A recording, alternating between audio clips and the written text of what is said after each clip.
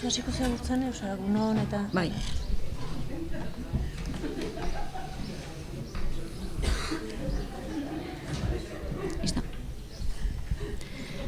Ea ba, behatziak baditugu eta puntualidadia errespetatuz hasi ingo gea.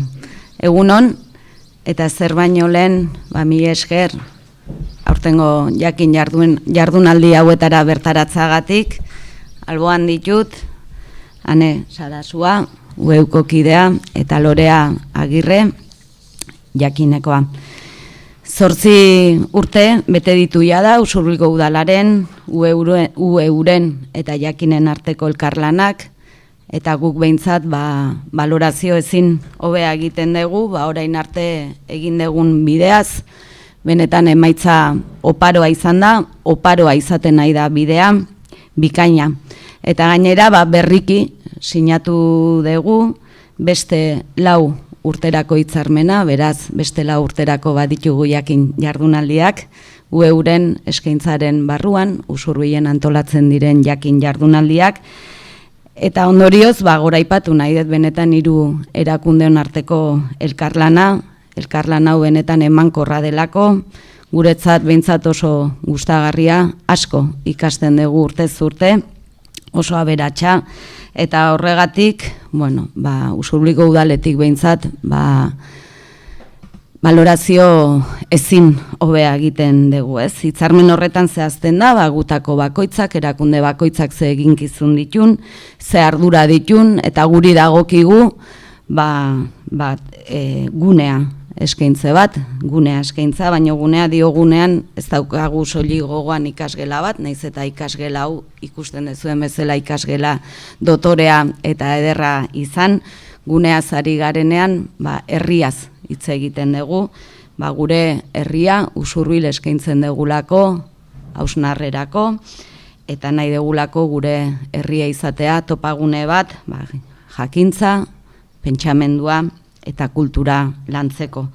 Eta guretzat bada ere luxua nola ez, gure herria herri unibertsitatearen topagune izatea, 2 egunez bada ere.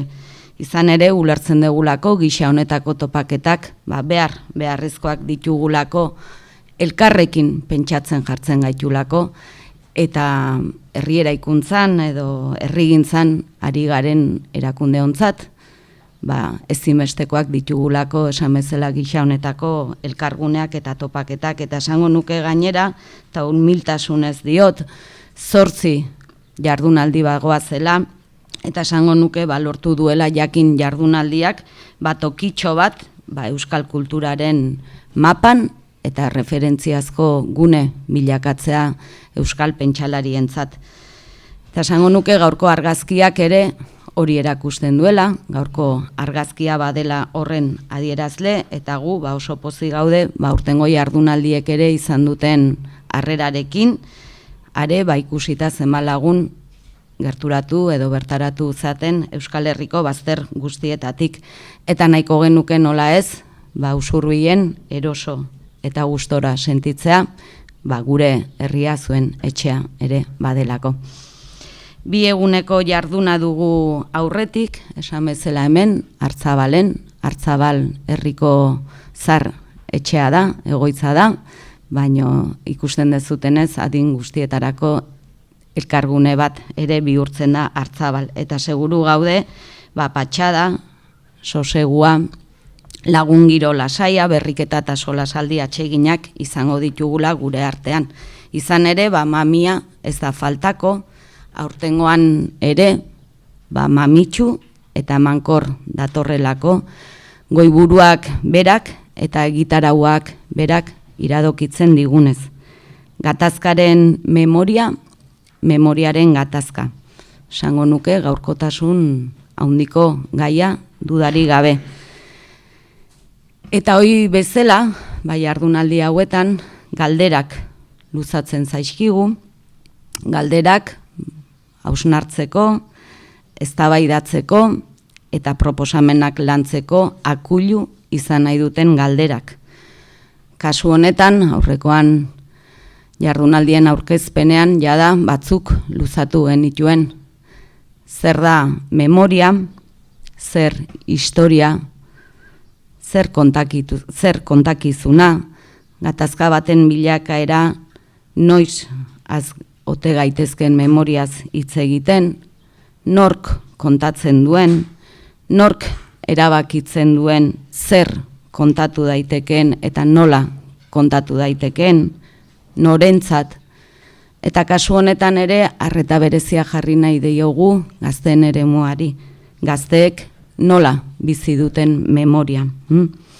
Esaten da gatazka baten memoria egiteko saiakerek memoriaren gatazka ekarri ohi dutela, eta geurean Euskal Herrian zerrari den gertatzen hausnartzeko proposamena egiten zaigu ere jardunaldiotan.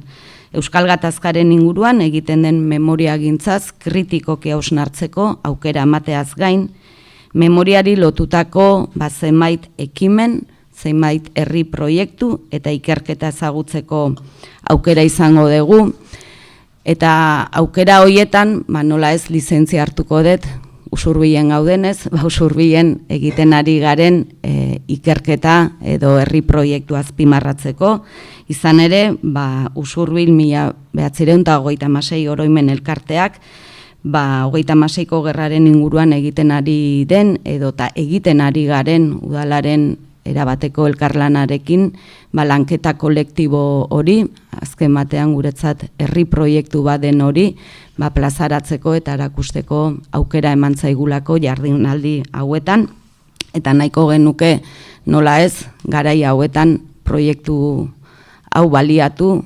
transmisioan sakontzeko eta batez ere memoria antifaxista bat lantzeko. Beraz, bada mamia, bada zer hausnartu, zer hitz egin, eta memoriaz ari garelarik, espero dut benetan gu guztion memorian, hiltzatuta geratzea behintzat bi eguneko jardun hauek. Gu gogoz gatoz, eta espero dut zuek ere. Beraz, ongi etorriak Usurbilera. Eskerrik asko.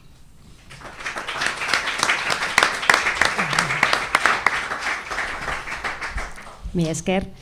Nik euren izenean ongitorri, eta mi esker gure 52. udako ikastaroetara hurbiltzearren.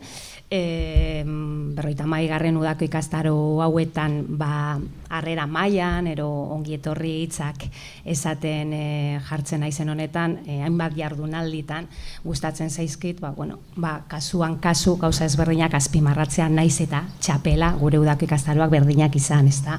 52 urte daramatza ueuk udako ikastaroak antolatzen, etenik gabe, lurraldetasun ikuspegi batetik, eta aurtengoan, halako 20 jardunaldi antolatu ditugu hainbat herri eta hiriburuetan, hainbat gai eta jakintza alorretan, eta batzutan bakardadean, batzutan zailen laguntzarekin, baina askotan bidaide ero elkarlanaren bidetik. Eta gaurkoan benetan, urtanen hitzak entzun da gero guztiz bat egiten dugu ueutik, gaurko hitza edo gaur azpimarratzea gustatuko litzaidakena elkarlana dela, ez?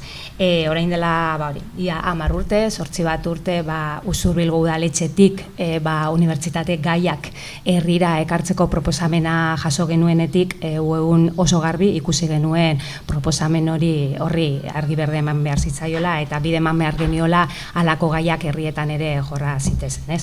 Gainera jakinen eskutik, bidaide ezin hobea halako gaiak ere partekatzeko.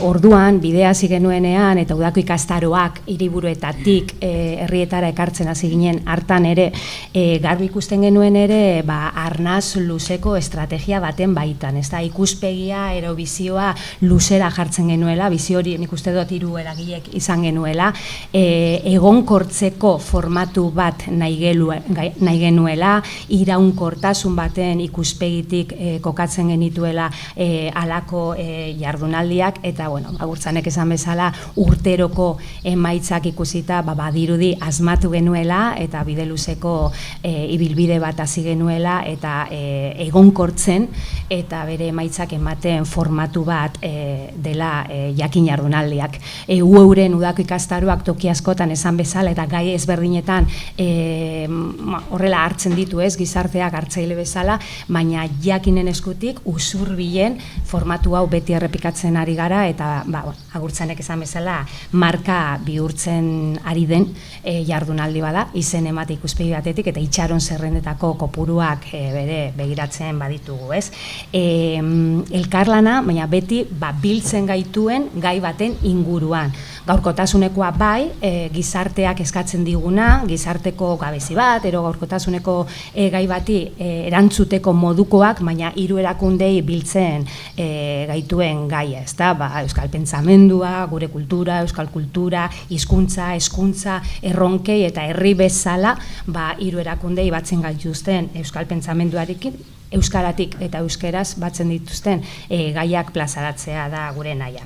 Esan bezala, errotuta dagoen formatu bada, egonkortuta dagoen formatu bada, eta hiru hankak hiru erakundeak aipatu ditu, bakoitzak bere lana badaukala, elkarlan honetan, eta hauek esan bezala, 52 urteko bere ibilbide akademikoa eskaintzen dio, formatu honi, jardunaldiak antolatuz, bilgune izaera sustatuz, zergatik, unibertsitate mailan mugitzen garan erakunde bat garelako, euskara eta unibertsitatea bi munduak elkarrengana hurbiltzen ditugu, bi munduen arteko zubiak eraikitzen ditugu, euskal komunitate bilgune horretan ero zubi horietan euskal komunitate zientifikoa trinkotzen dugu, saretzen dugu, eta unibertsitate gaiak ekoizten ditugu eta gizartearen esku uzten ditugu. Gizarteratze hori ere guretzat helburu estrategiko bada eta ezaugarri horiekin diseinatzen eta ekoizten ditugu halako jardunaldiak. Beraz, gaur eta bihar egun betea dago pentsatzeko, ezagutza partekatzeko, elkarrekin egoteko, eta mila esker eta ongi etorri ueura eta usurbilera. Eskerrik asko.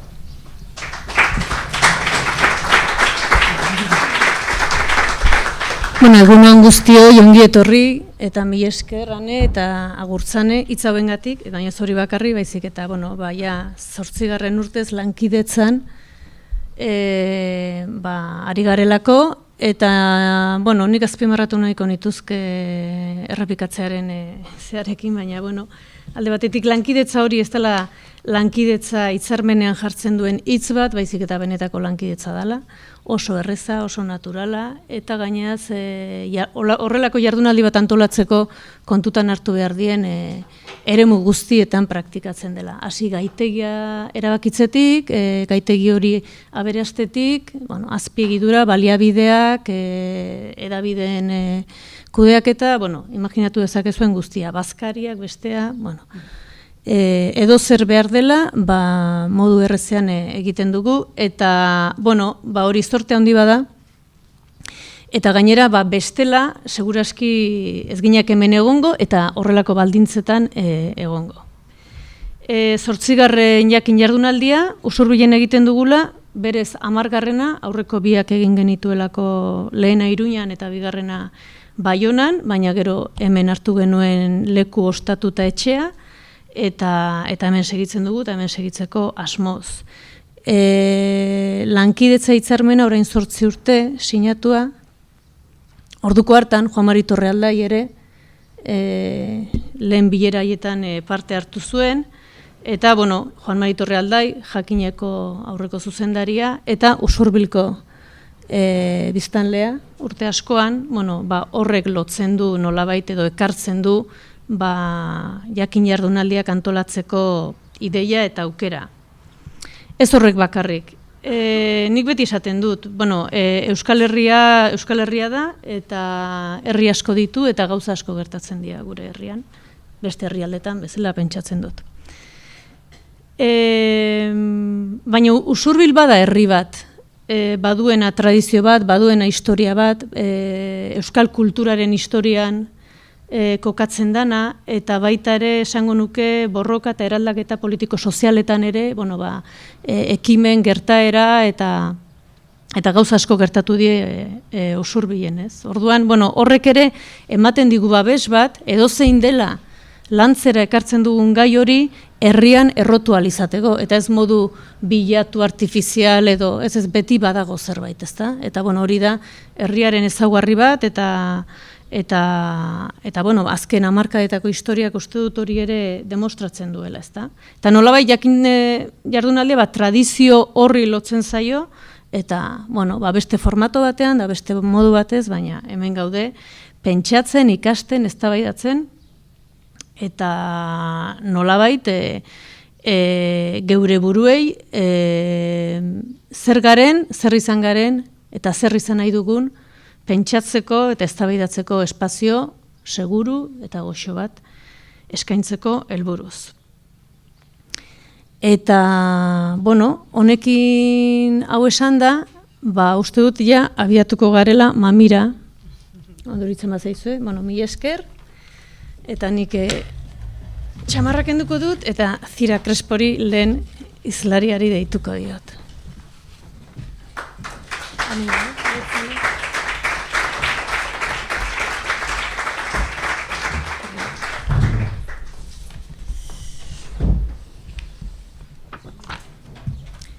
Bueno, gatazkaren memoriaren gatazka.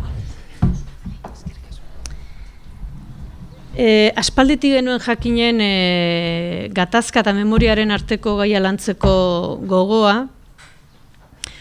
2016an okerazpanago, zenbaki monografiko bat egin genuen, orduan ere gatazka landu genuen, baina beste leku batetik, gatazka espalak deitu genion, eta zan pixka bat euskal fikzioak, euskal kulturak, zer nola jaso du, gatazka zer kontatu du, zer ez du kontatu, eta nolabait fikzioak ze baliagarritasun, da nolabait ze zilegitasun duen fikzioa izanagatik egia bat kontatzeko, ez? Eta hori landu genuen, eta oraingo honetan, bueno, gatoz ja gatazkaren, bueno, fikzioa nola esaten den, ez da, bizitza eta beste fikzio batzuk, ez, esaldi hori.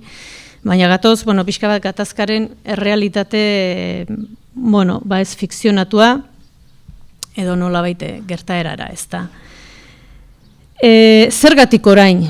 Bueno, arrazoi oso simplea da. Orain, besteak beste, orain ezagutu ditugulako guk, auzi honen, hau da, gatazken esango nukenik, behar bada, honen gaineko ikerketa berriak. Ez bakarrik berriak oraintsu egiten bukatu direlako, edo batzuk martxan daudelako, baizik eta berritzaileak ere badirelako. Ahaztu gabe, azken hamarkadan, bueno, Euskal Herrian, gatazkaren memoriaren gainean, historiaren gainean, errelatoaren gainean, bereziki gizarte zibiletik, abian jarri diren hainbat eta hainbat ekimen, ezta? Bueno, horre guztiak ekarpen bat egiten du, eta bueno, behar bada esan genuen orain da urtea honi heltzeko, ezta?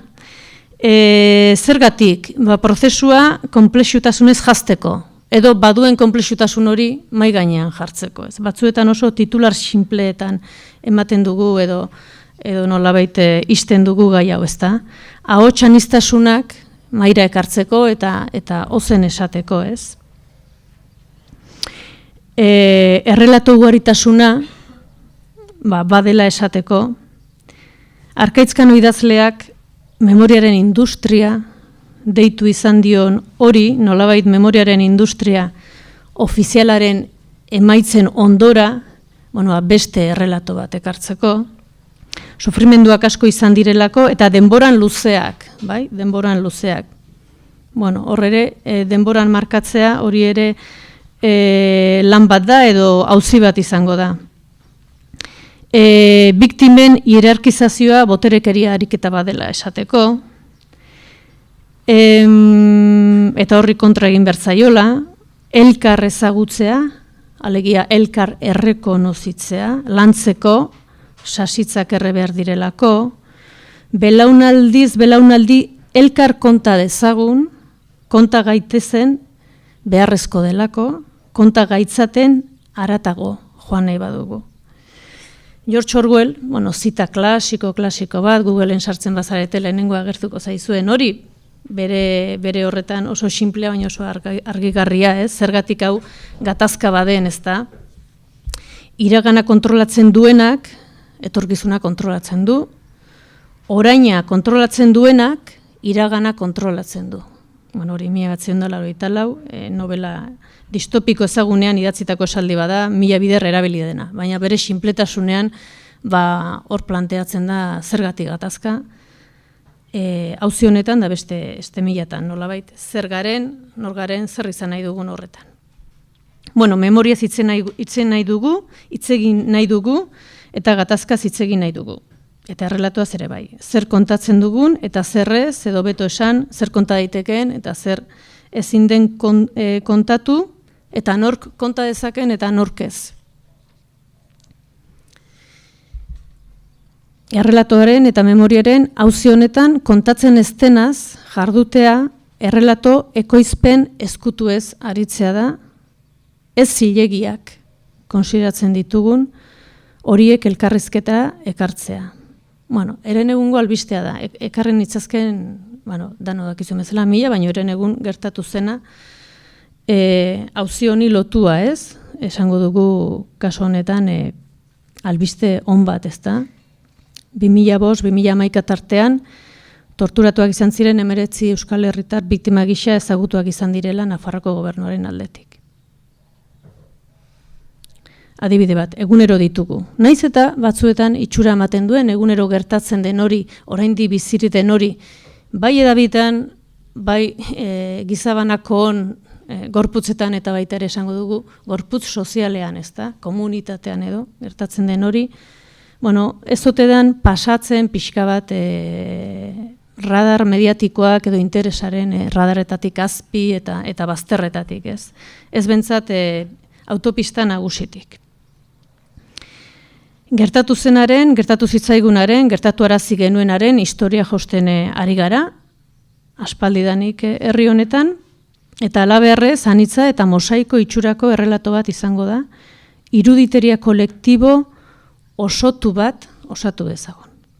Bueno, gaurko jardunaldietan gutxi asko noski izlariena da hitza eta bakaitza libre da, esan nahi duen hori esateko, baina guk hiru egitura bezala edo hiru tarte bezala imaginatu ditugu, ez. Lehenengoa da, lehenengoan hain zuzen sartuko gara zer da memoria, zer da historia, zer da errelatoa, zer da kontakizuna, pixka bat hori argitzera edo.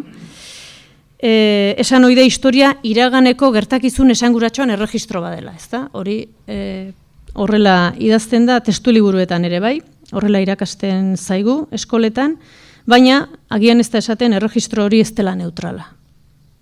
Beti dela gutxienez osagabea. Eta beti problematikoa eta beti gatazkatsua. Memoria eraiki egiten omen da behin eta berriz esaten dugu, baita geure esperientzia personalean edo, ez? Beti ari gara memoria behin eta berriz eraikitzen eta hazten eta memoria hori eraldatzen eta aldatzen eta seguruenik lotuta bizi dugun, bizi nahi dugun horri begira edo bizi ezinari lotuta, bai? Nolabait bada tresna bat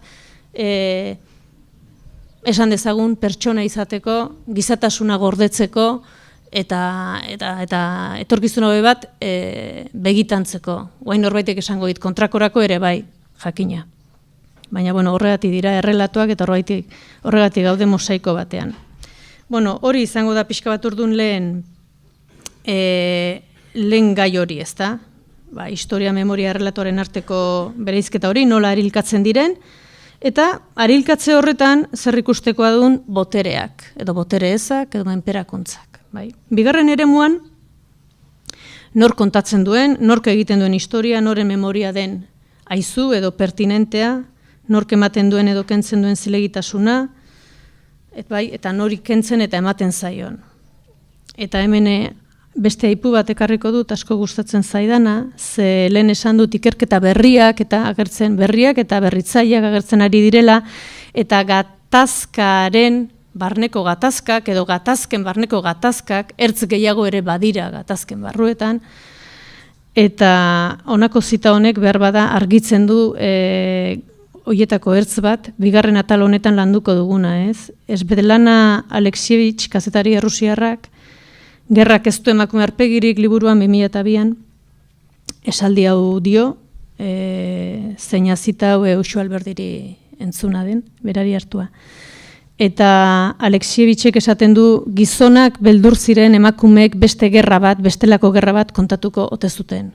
Aizan, nolabait, Bigarren Mundu Gerran, emakume Rusiarrak gerrara soldadu joandakoan, itzultzen direnean ze gertatzen da emakume horiekin. Eta hor, jartzen da isiltasuna, ze gerra kontatuko dute hauek. Bai? Bueno, hori da pixka bat hemen ere mai gainera kartzen dugun gaia. Alegia emakumeek zer dute kontatzeko gatazkaren gainean, bada generoak baldintzatzen duen gertakizunik, generoak baldintzatzen duen errepresio modurik, gerrarik, ahotsik, ekarpenik, hori izango da bigarren atala. Gaur arratsaldekoa eta hirugarrena, gaur arratsaldekoa ez, gaur goizean landuko duguna. Hirugarren eremua bihar goizekoa izango da, eta hor galdera da, bueno, memoria historia errelatoa nola transmititu daiteke, bai? Transmititzen dugu gazteagoei, belaunaldi berriei, nola iristen zaie gertatuaren berri, zein bidetatik. Nola egiten da belaunaldiz belaunaldi pasa dadin eta ahaztua ez izan dadin. Gazteagoek memoria nahi dute, sentitzen dute ukatu egin zaiela, eskatzen dute. Bueno, hori izango da bihar goizeko gaia.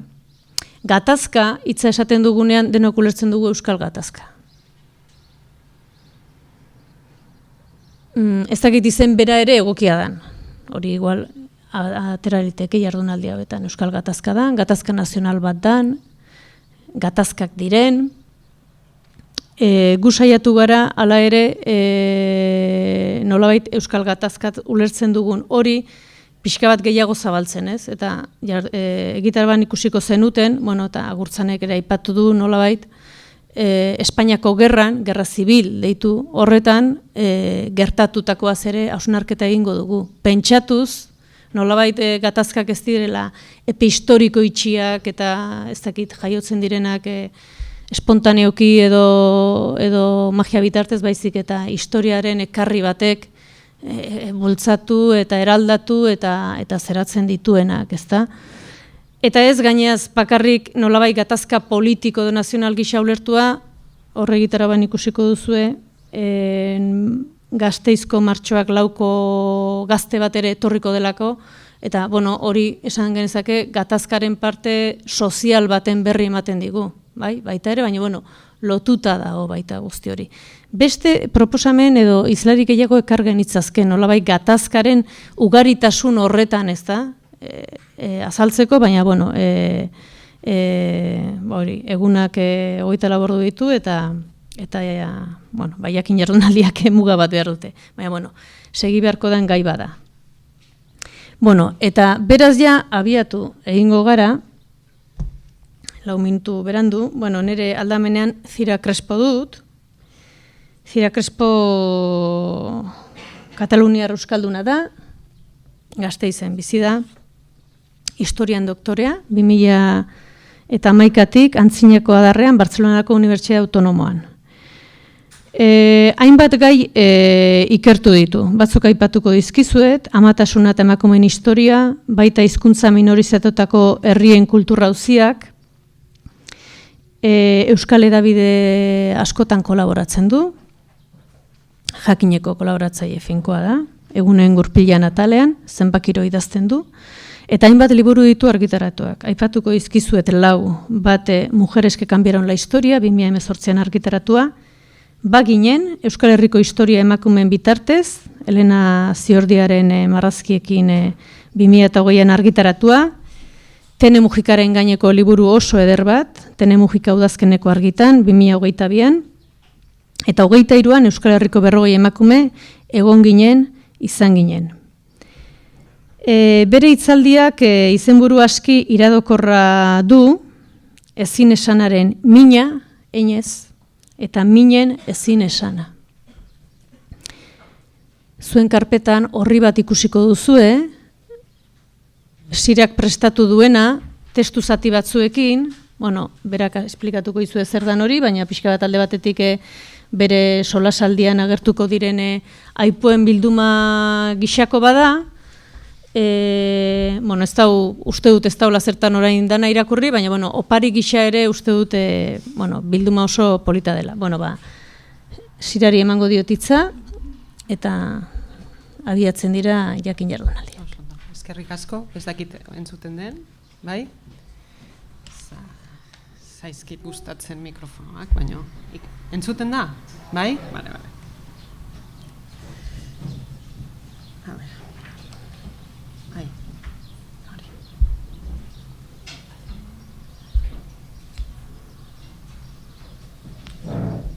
Bakatu, momentu bat. Aurkezpena, ez? Orain, oso ondo. Bai, ez?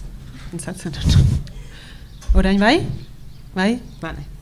Bueno, mila esker konbidapenagatik, ohore bat da niretzat hemen egotea. Urduri ere banago. Niri gustatzen zaidan, baina denbora askoz gehiago hitz egin behar dudalako. Eta gainera, bueno, menperatzen ez duen hizkuntza batean. Gogoa ere badaukat, zuekin gauza batzuk konpartitzea, orduan, aurrera, eta saiatuko naiz esan nahi dudana ulergarria eta interesgarria izatea. Hori, berak esan duena, entzuten da? Ondo entzuten da. Bueno, bestela esan, Hori, paper batzuk banatu ditut, hitzaldian agertuko diren testu batzuk daude, baina batez ere oparitxo bat da, eta horrela ez bazaizu hitzaldia gustatzen edo behintzat zerbait polita eramateko etxera, bale? Horrela jani, lasaia.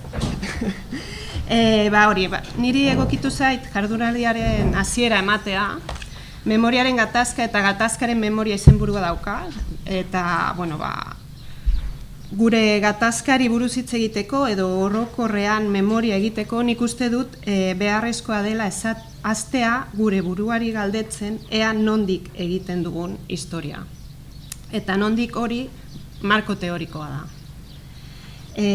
Tamalez ez naiz oso errez moldatzen teoriak eskatzen duen abstrakzio ariketarekin, baina praktikaren bidez konturatu naiz gatazkari buruz hitz egiteko izenak falta zaizkigula. Adibide batzuen bidez, zuekin batera pentsatu nahiko nuke zeintzuk izan daitezken falta zaizkigun izen horiek. Azken bolada honetan, maiz aipatu da esperantza, itxaropena. Euskal Hedabideak irakurri baldin badutuzue, jakingo duzue adibidez, Angela Davisek Bartzelonan eman zuen hitzaldian esan zuela itxaropena dizipline bat dela. Hurbildu gehiago. Bai. Orain? Orain bai. Banekin ni. Itxaropenari buruz hitz egin zuen Silvia Federicik ere Euskal Herrian egin zuen hitzaldi biran. Ez da gai berria Euskal Herrian eta agian geuk ere izango genuke gai honi buruz zer esana, esate baterako Estatu Batuetara joango bagina. Duela ez asko itxaropenaz hitz egiteko behar handia izan dugula esango nuke, esperantzara kondenatua iraun dugula alegia. Ez da kasualitatea frankismoaren urten gogorreetan Hego Euskal Herrian euskaraz argitaratu zuen argitaletxe bakanetakoak hain zuzen ere itxaropena izena izatea. Beste aktivista eta pentsalari estatubatuarra Rebeka Solinek 2016an itxaropena iluntasunean, Hope in the Dark, izenburuko liburu bat argitaratu zuen eta honako hau esaten zuen. Itxaropena ez da ate bat baizik eta noizbait ate bat izan litekeen sentipena. Baina horretarako jakin behar dugu zein ate nahi dugun, zein irtenbidek balio digun, zein den gure mina. Solinek beste hau ere idatzi zuen. Zauria ikusgai eta publiko egitea zauria sendatzeko lehen urratsa izan ohi da. Hala, luzaroan onantz emandako onartezin gertatzen denean edota aintzakotzat hartzen ez zena begibistakoa bihurtzen denean bezala, kultura aldaketaren ondoren askotan politika aldaketa bat etortzen da. Hau da, zeintzuk dira gure mina, da erantzun behar dugun lehen galdera. Eta honekin lotuta dago hitzaldiaren izenburua. Jarri dudan izenburua Nikolas Ormatxea Orixeren poema baten azken bertsoak dira, banatu ditugun horrietan badaukazue. Poeman familiako minei buruz hitz egiten du, baina nik uste dut alde batetik pertsonala politikoa dela, eta bestetik Orixerekin ezin esanari min asko partekatzen ditugula, oraindik ere, eta nik uste dut hasi behar garela min horik identifikatzen eta horri buruz hitz egiten.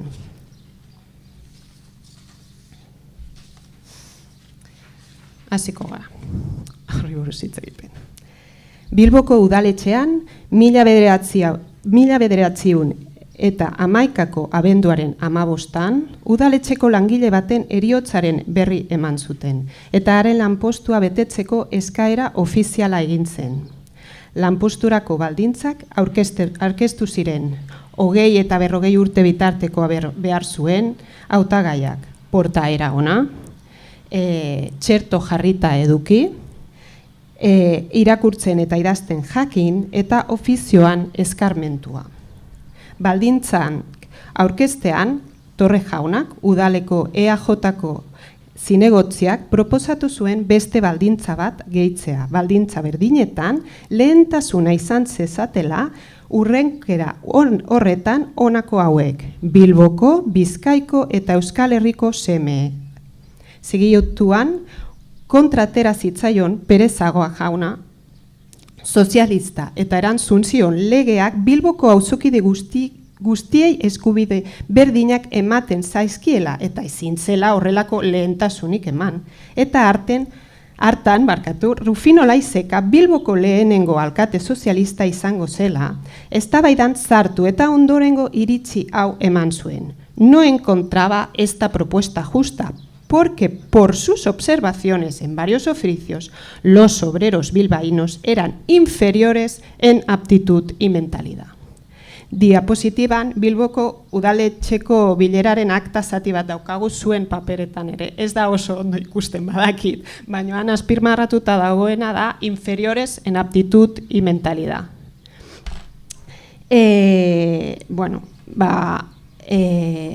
Adierazpen honen kontra manifestazio bat egin zen, hor duzue egun hartako irudia, eta ELA Sindikatu Nazionalista Jaio Berriak 10.000 lagun bildu omen zituen protesta egitera.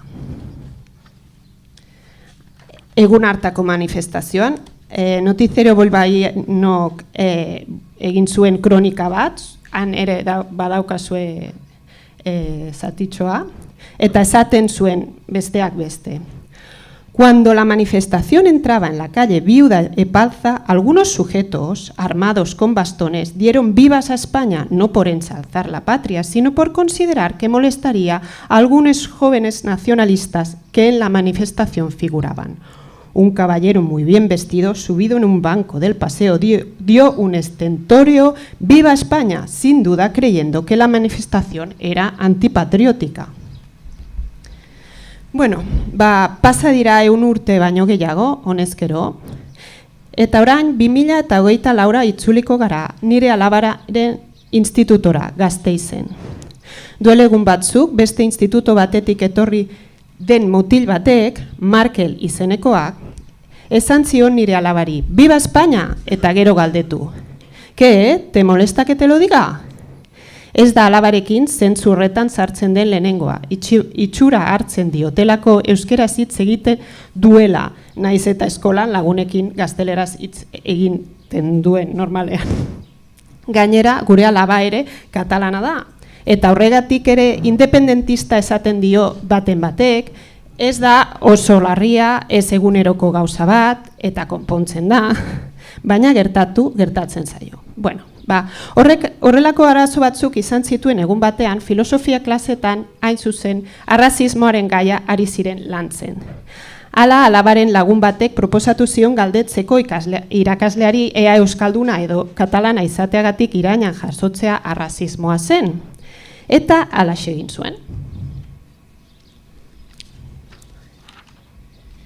irakasleak zer erantzun oso ongoi ezekiela, beste hau baino ez zuen ez zion esan. Ez, hori ez da arrazismo, hori xenofobia da. Ez zuen horri buruz gehiago hitz egin, ez zuen azaldu zein ezberdintasun zegoen xenofobiare eta arrazismoaren artean. Nik sentitzen dut, baina ez dakit zeintzuk diren. Itxura baten ere, arrazismoari buruz hitz egitea, xenofobiari buruz hitz egitea, baino garrantzitsuagoa zela. Bueno, kontua da. Eta puntu honetara iritsi nahi nuen. Han ikusi nuen garbi zergatik behar dugun teoria. Zer da zehazki auzi nazionala, zer gertatzen zaio nire alabari edo beste askori, kasu honetan xenofobia da, arrazismoa. Ez daukagu erantzun zehatz eta errazik eskueran. Bakarrik uzten ditugu institutuetan gure seme alabak arazoarekin, heldulekurik gabe, eta ez dugulako modu erraz eta on batean gatazka nazionala zer den azaltzen, nire ustez. Arazo konkretu eta larri bat daukagu horregatik. Neska mutil askok ez dute maite euskera, arazo bat delako, eta ez dugu aurpegirik ematen, ez erantzun egokirik eskaintzen, eta espainolizatzen ari dira. Hau da, ideologia supremazistak bezarkatzen ari dira gure seme alabak. Tamalez ez gaude bakarrik zeheztasun gabezi ahul honetan. Tamalez edo zorionez, ez dakit.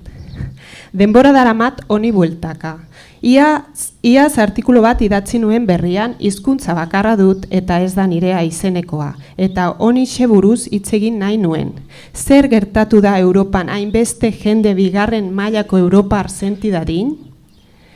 Hitz egin dugu nahikoa eta termino egokitan horri buruz? Sentimentu honen inguruan Europar intelektual zenbaitek esandako batzuk biltzen dituen artikulu hartan. Ani Ernok adibidez esaten zuen. Aitarentzat patroa zerbait zarra eta itxusia zen, besteak baina gutxiago izatearen seinale bat. Arro zegoen hizkera hartaz neurri batean libratu izanaz. Bere frantsesa perfektua ez bazen ere, frantsesa zen. Polixene trabuduak. Gure aita monjei nota eske joaten zitzaienean nik ez nuen nahi izaten. Lotza ematen zidalako gaztelania zein gaizki hitz egiten zuen. Nik uste dut arazo kolektibo hori zein den eta zertan oinarritzen den pentsatzeko kolektibo handi baten parte bezala pentsatu beharko genukela eta Europan gutxitako herrien baitan kokatu behar garela. Horrelako sentsazio bat daukat, aber zer iruditzen zaizuen. Marx existitu izan ez balitz langile klaseari gertatuko litzaioken gauza bera gertatzen zaigula. Jendearen ondoeza hor dago, baino sujetu mindua bereizteko azalpenak eta izenak behar ditu. Eta neurri batean hori gertatzen ari zaigula. Ez dute esaten arazo nazionalaz hitz egin ez dugunik. Eta ikusten den bezala. Euskal Herrian batez ere. Baina alde batetik. Sentsazio daukat duela denboratxo bat hemen ere gaia desagertu dela, pixka bat, eta bestetik ez hemenen zinon, uste dut inork ez duela teoria orokor eta garbi bat Europan herri gutxituak menperatzeko sistema eta baldintzei buruzkoa. Nire adibidez, asko interesatzen zait mundu kolonialetaik egiten ari den hausnarketak eta proposamenak, baina nola kokatzen gara gu diskurso kolonialetan? Bueno, hor dugu Wikipedian agertzen den definizioa, ez dut irakurriko ze oso luzea da, eta laburtu egin dut, hala ere luzea da. Bakarrik irudia izateko. Eta irudia erabiliko dut, esateko gaur egun, nik uste dut kolonialismoaren definizio estutu egin dela. Eta bakarrik garaikidetan gertatu zen prozesuari buruz definitzeko erabiltzen da. Hau da, Definizio luze hauetatik gorriz azpimarratu takoa bakarrik erabiltzen dugu. Hortaz, egia da, gu Europako herri gutxitu asko ez gara definizio hartan sartzen. Ez gara herri kolonizatuak ez garelako kronologikoki definizioan sartzen. Ados. Orduan, zer gara? Berriro ere, izenik gabe gelditzen gara.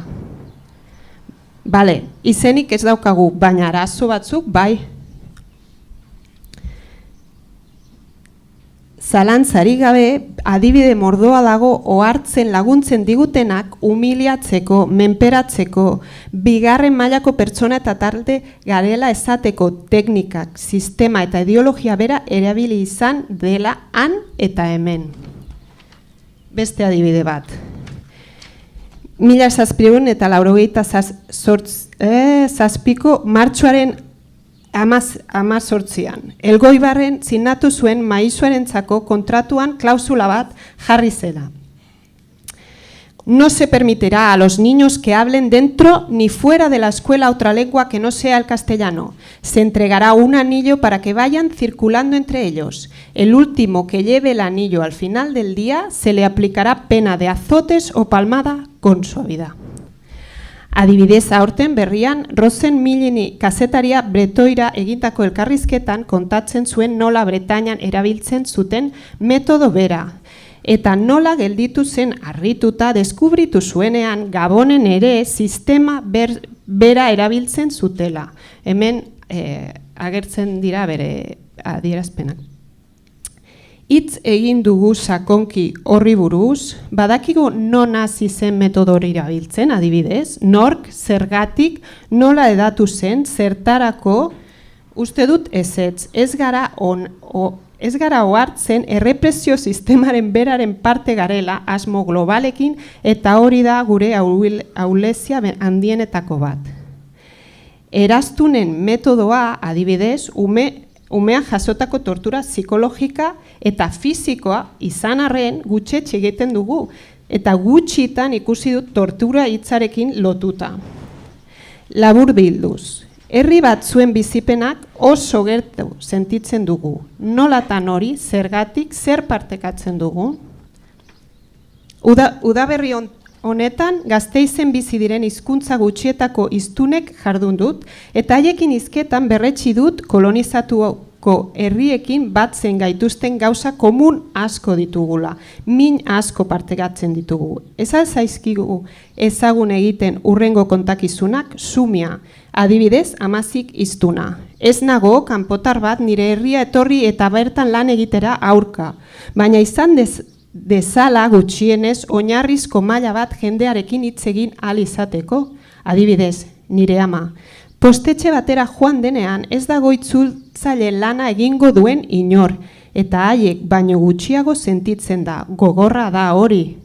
Behinik behin, errespetatu Andrea, ez hitz egin horrela, ez iezaio zu pentsarazi zu baino gutxiago dela. Medikuarenera joaten denean ere, kosta egiten zaio min zerk egiten dion ulertaraztea. Imaginatzen duzu egoera? Ez dakit imaginatzen duzuen egoera. Oinarrizkoa da, herritar bati min zerk ematen dion ulertzeko gai izatea. Edo Delzi, Guarani hiztuna. Gaztelania hiria joan ginenean ikasi genuen, 6 eta 12 urtekin. Ara joan ginen bizitzera eta gogoratzen naiz hango lehen graduan sartu nintzenean nik ez nekiela espainolaz hitz egiten. Eta mundu guztiak barre egiten zidala. Nik negar egiten nuen.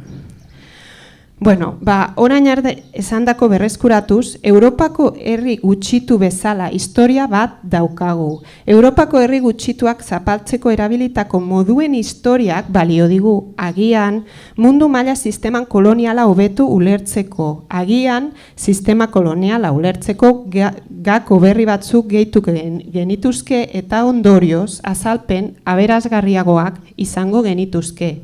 Zergatik? Ez alperrik Europan eta Europako herrin kontra jarri baitzen praktika lehenengo. Gure gero mundura zabalduko zen kolonialismo sistema suntzintzailea. Eta, bueno, orain hitz egin nahiko nuke Espainiari buruz, konkretuki. Nik uste dut egin behar duguna, hasteko egin behar dugun gogoeta hontan egoera politiko eta ekonomikoagatik Europa herri minorizatu gisa guri Euskal Herriari, Kataluniari eta Galiziari segurazko dagokigu nire ustez ariketa teoriko hori egitea. Ikusiko dugu hausnarketa eta adibide batzuk, Estatu Espainolaren inguruan. Adibidez, Ricard Txuliak, analista politiko valentziarra, esaten du. Espainiako estatuak bere talde etniko gaztelar Espainiar menderatzailearen interesen alde egiten du, eta gainerakoak dagoen horretara moldatu behar gara. Ados zaudete? Nola definituko zenuke bestela? Ez dakit guk zer pentsatzen dugun, edo nik, baina besteak dudarik gabe, bai ongi asko dakite zertan ari diren. 2016an Warren Buffettek esan zuen, klase gerra bat dago, ados, baina nirea da aberastena gerra hori egiten ari dena eta irabazten ari dena. Warren Buffettek ikuspuntua oso erabilgarria da gauza askotarako, zeren normalean, gatazkaren aurrean, irabazten ari direnak besteok baino askoz argiago daukate zer gertatzen ari den eta zer ari den egiten irabazteko. Nazio gatazkari dagokionez, nire ustez ere bai. Eta estatu mailan ere bai. Adibidez, Espainiako hizkuntza politikoa. 2010an PPek eleaniztasuna dekretua ezarri zuen Galizian eta emaitza argia izan zuen. Ordu gehiago inglesez, ordu gutxiago galegoz. Handik zenbait urtera galegoaren erabilerak jaistera nabarmena izan zuen. 2018an PSOEk eta Konpromisek eleaniztasuna eta kulturaltekotasun hezkuntza lege berria ezarri zuten Valentzian eta horrek ere emaitza argia. Ordu gehiago inglesez, ordu gutxiago katalanez. Euskal Herriko hizkuntzan ere lege inglesaren gaia sartu da, baina ez nahi sartuko orain honetan.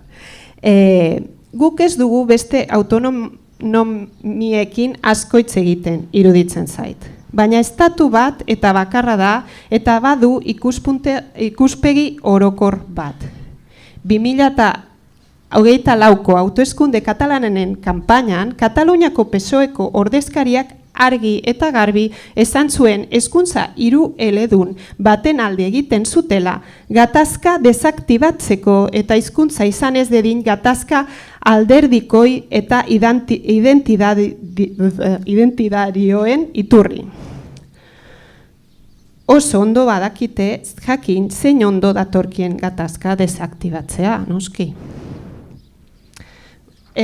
Julia Ojeda pentsalari katalanari horri buruz hitz egin zuen argiarako egin nion elkarrizketa batean.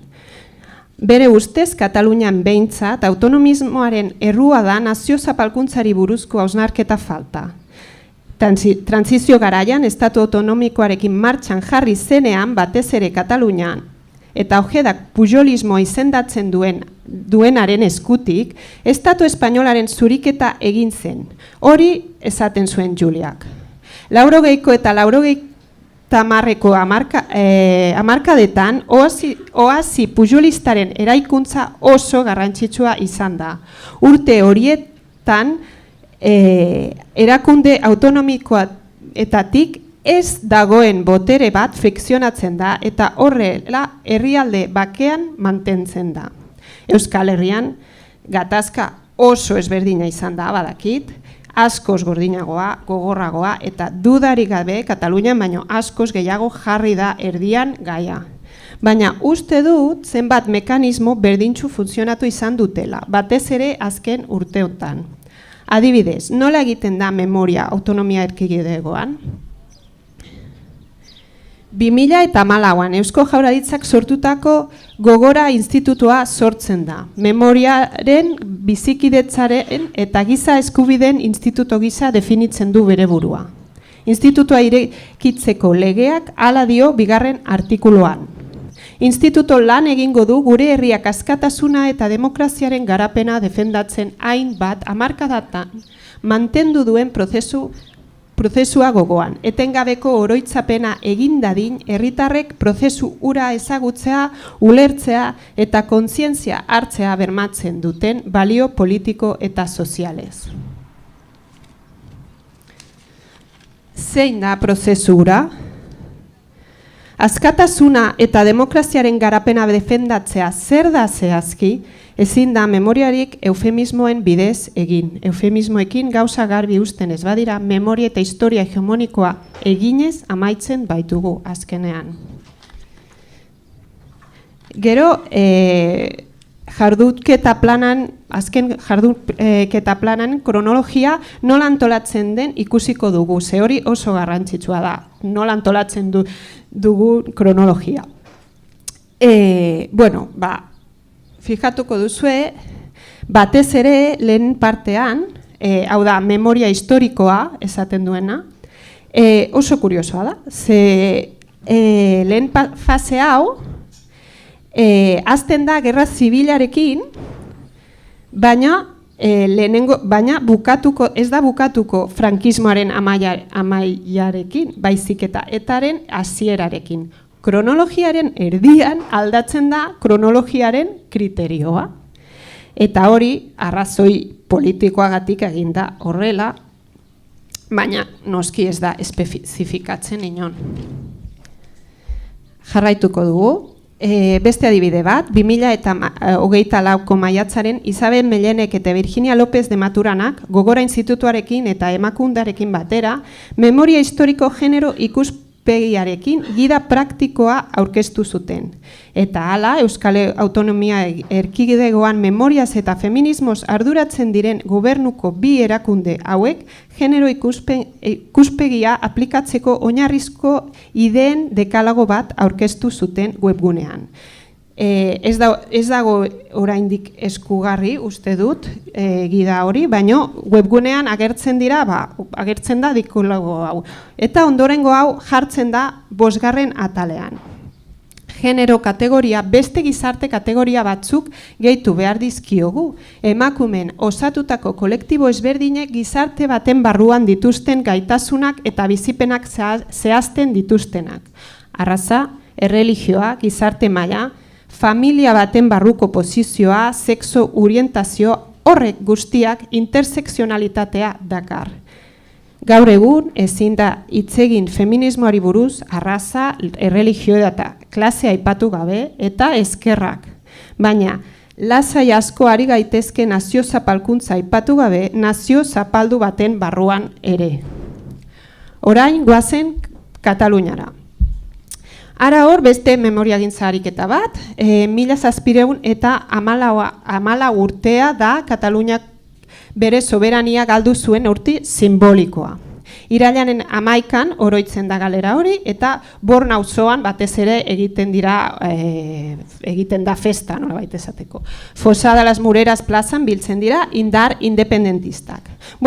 Badira ja urte batzuk Born auzoko merkatu baten azpian, han bertan auzo beran, lurpean Bartzelonako antzinako auzo bat agertu zena. Ez dira aztarna arkeologiko arruntak. Izan ere, azokaren lurpeko auzoko etxen hormak arriz kenduarazi zizkieten Espainiarren indarrek Born auzoko biztanlei. Euren bizitokiak bertan bera utzita alde batera behartu zituzten eta auzo oso bat desagertarazi zuten. Hau da, gatazka nazionala fizikoki ikusten daan, nolabait esateko. Xehestasun guztia ditugu eta orain modu zorogarrian azaltzeko aukera ematen diguten aztarnategiak. Baina, gaur egun lekukotza honek, Zentra da Kultura y Memoria du izena eta horrela aurkezten dute webgunean. Herritarren zerbitzura dagoen gune bat, giza komunitatei eragiten dieten gertakarien memoriari buruzko gogo eta sustatzeko. zein giza komunitatei, baina zein giza komunitatek zehazki, nori buruzko memoria, zer gogo eta mota, zer gertakari mota. Alderdi sozialistak Bartzelonako udalean sartu eta berehala han zer memoria mota behar zen adierazi zigun. El Paiseko artikulu batean izenburu hau helarazi ziguten. El Born diluye su relateo épico en el conjunto de la historia de Barcelona. Epika urtu. Badakite oso ondo zer egiten ari diren, noski gatazka nazionala urtzen ari dina, nazionalismo espainol banala gera dadin. Giza komunitateak, memoria orokorra, airean sustatutako gogoetak, ez esateko hitzak. Autonomia erkidegotik memoria egiteko uste dut eufemismo asko eta konkrezio gutxi erabiltzen dela, eta orokorrean gela dagoen elefanteari ez ikusi egiten zaiola. Eta ja, bukatuta, teoria egiteko adibideetatik diskurtsoera kontzeptualetarako jauzia egin beharko genuke. Niri dagokidan gaia, nire adibideak historikoak dira. Adibidez, hitzaldia 2011ko pasadizo batekin hasi naiz. Bueno, hemen dago 1900 eta bian Ebaristo Bustintzak Ibaizabal aldizkarian Gorroto nundan artikulua idatzi zuen, Bilbon zegoen hizkuntza gatazkari buruz hitz egiten zen, horrian artikuluaren zati bat daukazue eta ez da hemen agertuko, sentitzen dut, aldu zuen zati hori irakurri, ze badakit ez dela oso ondo ikusten, baina ez orain, beste momentu batean etxean nahi baduzue. Ez zen horri buruz idazten zuen lehenengoa eta ez zen azkena izango. Garai hartan, 20. mendean hasieran gauza oso erabakigarriak gertatzen ari ziren Euskal Herrian. Nazioa zein baldintzetan definituko zen erabakitzen ari zen. Proposamen batzuk ez zeuden idatziak Sabino Aranaren koordenadetan. Eta hori ja beste gai bada, badakit, baina agian birformulatu dezakegu hasierak, ez dakit. Bueno, Thomson, historialari marxistak, esaten zuen, gutxi gora bera, zer uste zenuten, jendea Marx noiz iritsiko zain zegoela errealitate interpretatzen hasteko, hemen bazegoen jendea bere esperientzia materialetik bestela ere errealitate interpretatzen zuena. Hemen ere, badakigu, jendea ez zegoen, adibidez, Sabino Aranaren zain bere errealitate materiala interpretatzeko. Baziren, Gorroto non zegoen ikusteko gai. Gaur egun ere ezin dugu norbait etorri arte itxaron Europako herri gutxituen adierazpena egiteko. Haien historia behar dugu, haien egian azaldu, mendebaldeko kontagitzaren magman desegin ez gaitezen. Uste dut garrantzitsua dela guretzat, gure seme-alabentzat, Europako herri gutxietako seme-alabentzat eta herri gutxitu guztietako seme-alabentzat nazio gatazkaren inguruko galderei erantzunak ematea. Agian gure helburutik aldendu egin naiz, baina labur bilduz, ondorio gisa, bi gauzak, lehenengoa erabakigarria dela definitzea zein koordenadetatik egiten dugu historia, garbi hitz egitea horri buruz, itxaropenera iristeko bideen mapa egiteke dago. Bueno, tartetxo bat zabalduko dugu.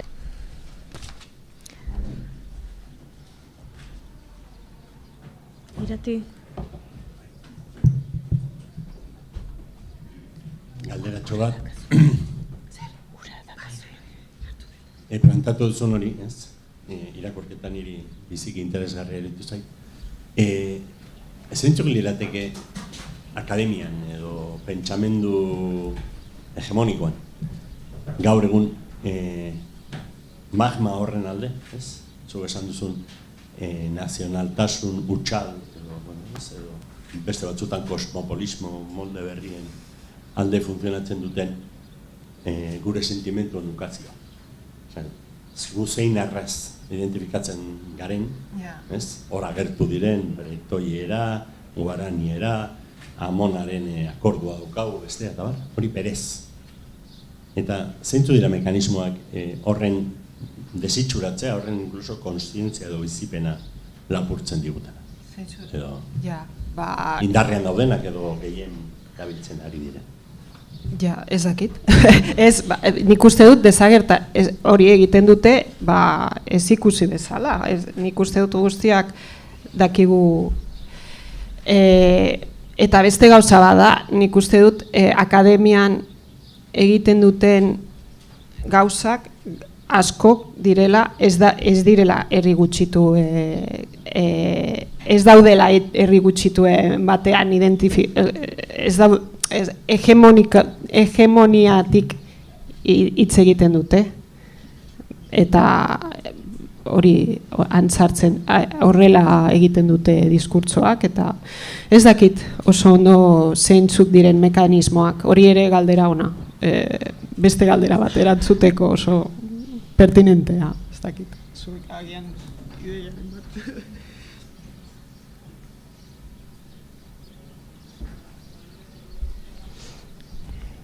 Beste inork? Eskerrik asko eta erreakzioz erantzungo dut, parkatuko didazue. Baina Loreak esan badu hemen ikerketa berritzaile batzuk eta berriak aurkeztuko direla eta orain akademia lotzen badu hegemoniarekin, zerbaitek zarata egiten dit. Akademia da hain anitza, ez dakit orain derrepente egingo dugun akademian dago hegemonia eta gero gu ez dakit non akademian gauden batzuk gaude ikerketak egiten, ez dakit bakarrik elitzaidak gustatuko hastea horrela.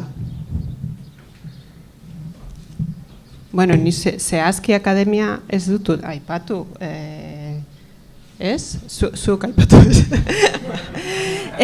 Baina ez duzu uste badaudela diskurtso batzuk akademian ez dakit, garrantzitsuagoak beste batzuk baino, edo ez duzu uste?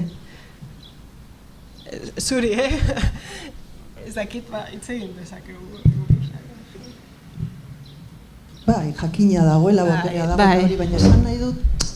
Bai, nik ulertzen dut, zuk esaten duzuna. Planteatu duzuna, interesgarria bada bide berriak edo, faltan diren izenak ez aipatu dituzu, gauza oso interesgarriak aipatu dituzu, baina gero non kokatzen dugun hori eta iruditzen zait, ez dakit, igual ni akademian nagoelako, baina ez bakarrik akademian, iruditzen zait ezin dugula marko hori egin.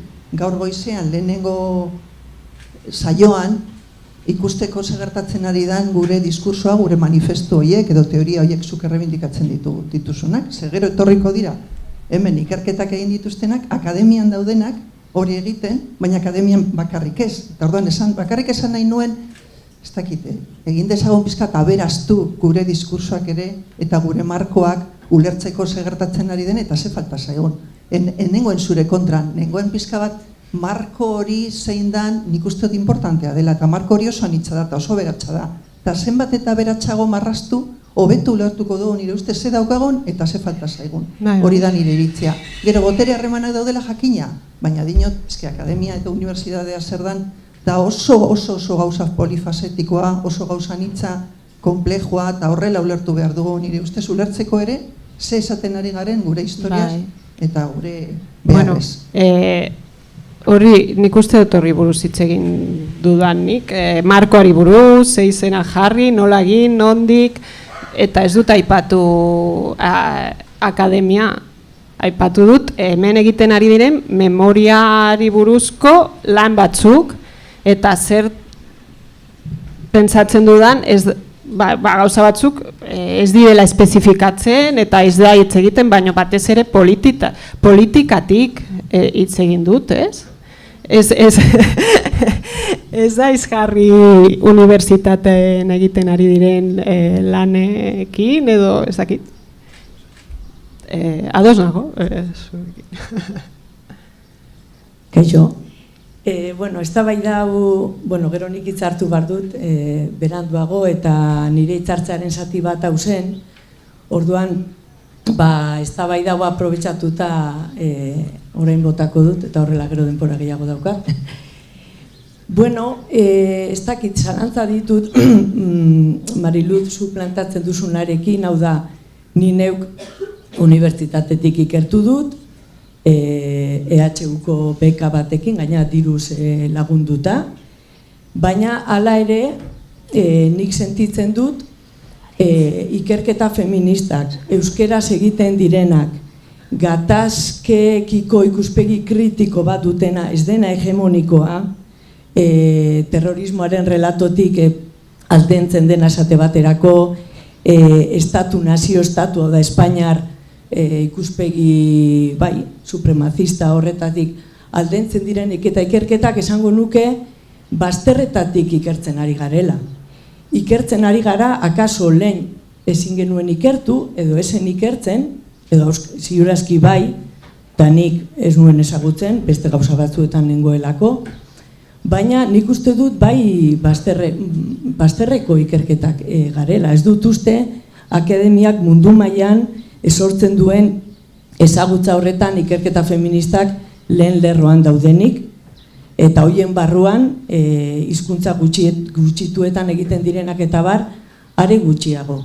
Beste gauza bada, boterea disputatu eta borrokatu behar dugula eremu ezberdinetan, eta ni bat nator, akademian ere borrokatu behar dela, eta horrein bat kide daudela, eta hainbat jende sartzen ari garela, edo ikertzen ari garela, eta aukera hori dugula momentu honetan EHUn, eta uste dut eskertzekoa dela, baina nik uste dut gauza batek ez duela kentzen bestea.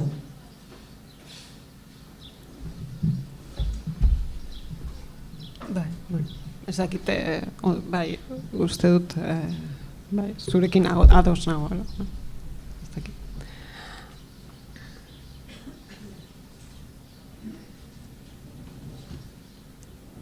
Beste norbaitek zerbait?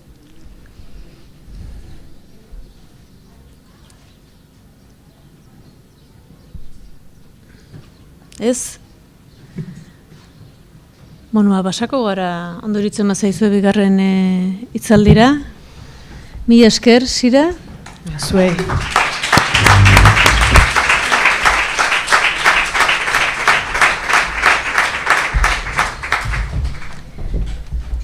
Beste ertz bat edo beste oinarri bat, ez dakigu ertze deitzen diegun horiek behar bada oinarriak dira, ez da? Oinarriak izan beharko lukete. Gurekin dugu Iñaki Sagardoi Leuza, antropologoa, Nafarroako Unibertsitate Publikoko irakaslea. Azken urteotako Nafarroako memoriazko instituzioen eraketari, eta haiek bertako paisaia memorialistikoan izan duten eraginaren inguruan ikertu du, eta hain zuzen doktore tesia ere gai horrekin egin du eta iaz bertan defendatu zuen. Memoria kolektiboaren eraikitze prozesuak, eta horrek boterearekin duen harremana ikertu du, politikoa denaren gaineko begirada antropologiko batetik. Eta horren berri emango digu. Eta ikusten duzuen bezala hitzaldiaren tituluak, Memoria boterea gatazka, hainbat harimotor du izena, Iñaki, zurea deitza.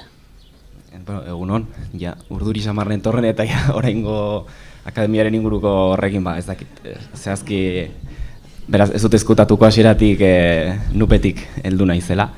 Eta horrein konturatzen ari naiz, egia da, gero erabiliko ditut hitz batzuk pluralean, eta ikusten dut orain, izenburua singularrean jarri doala, memoria, boterea, gatazka, nahiko nuke hasieratik aipatu, en todo caso, memoriak, botereak eta gatazken inguruan saiatuko naizela zerbait esaten. Loreak aipatu den moduan, iaz defendatu nuen pixkat doktoretza tesia, eta tesi hori oinarrituta zegoen ikerketa prekario samar batean, hori ere iruditzen zait garrantzitsua esatea hasieratik.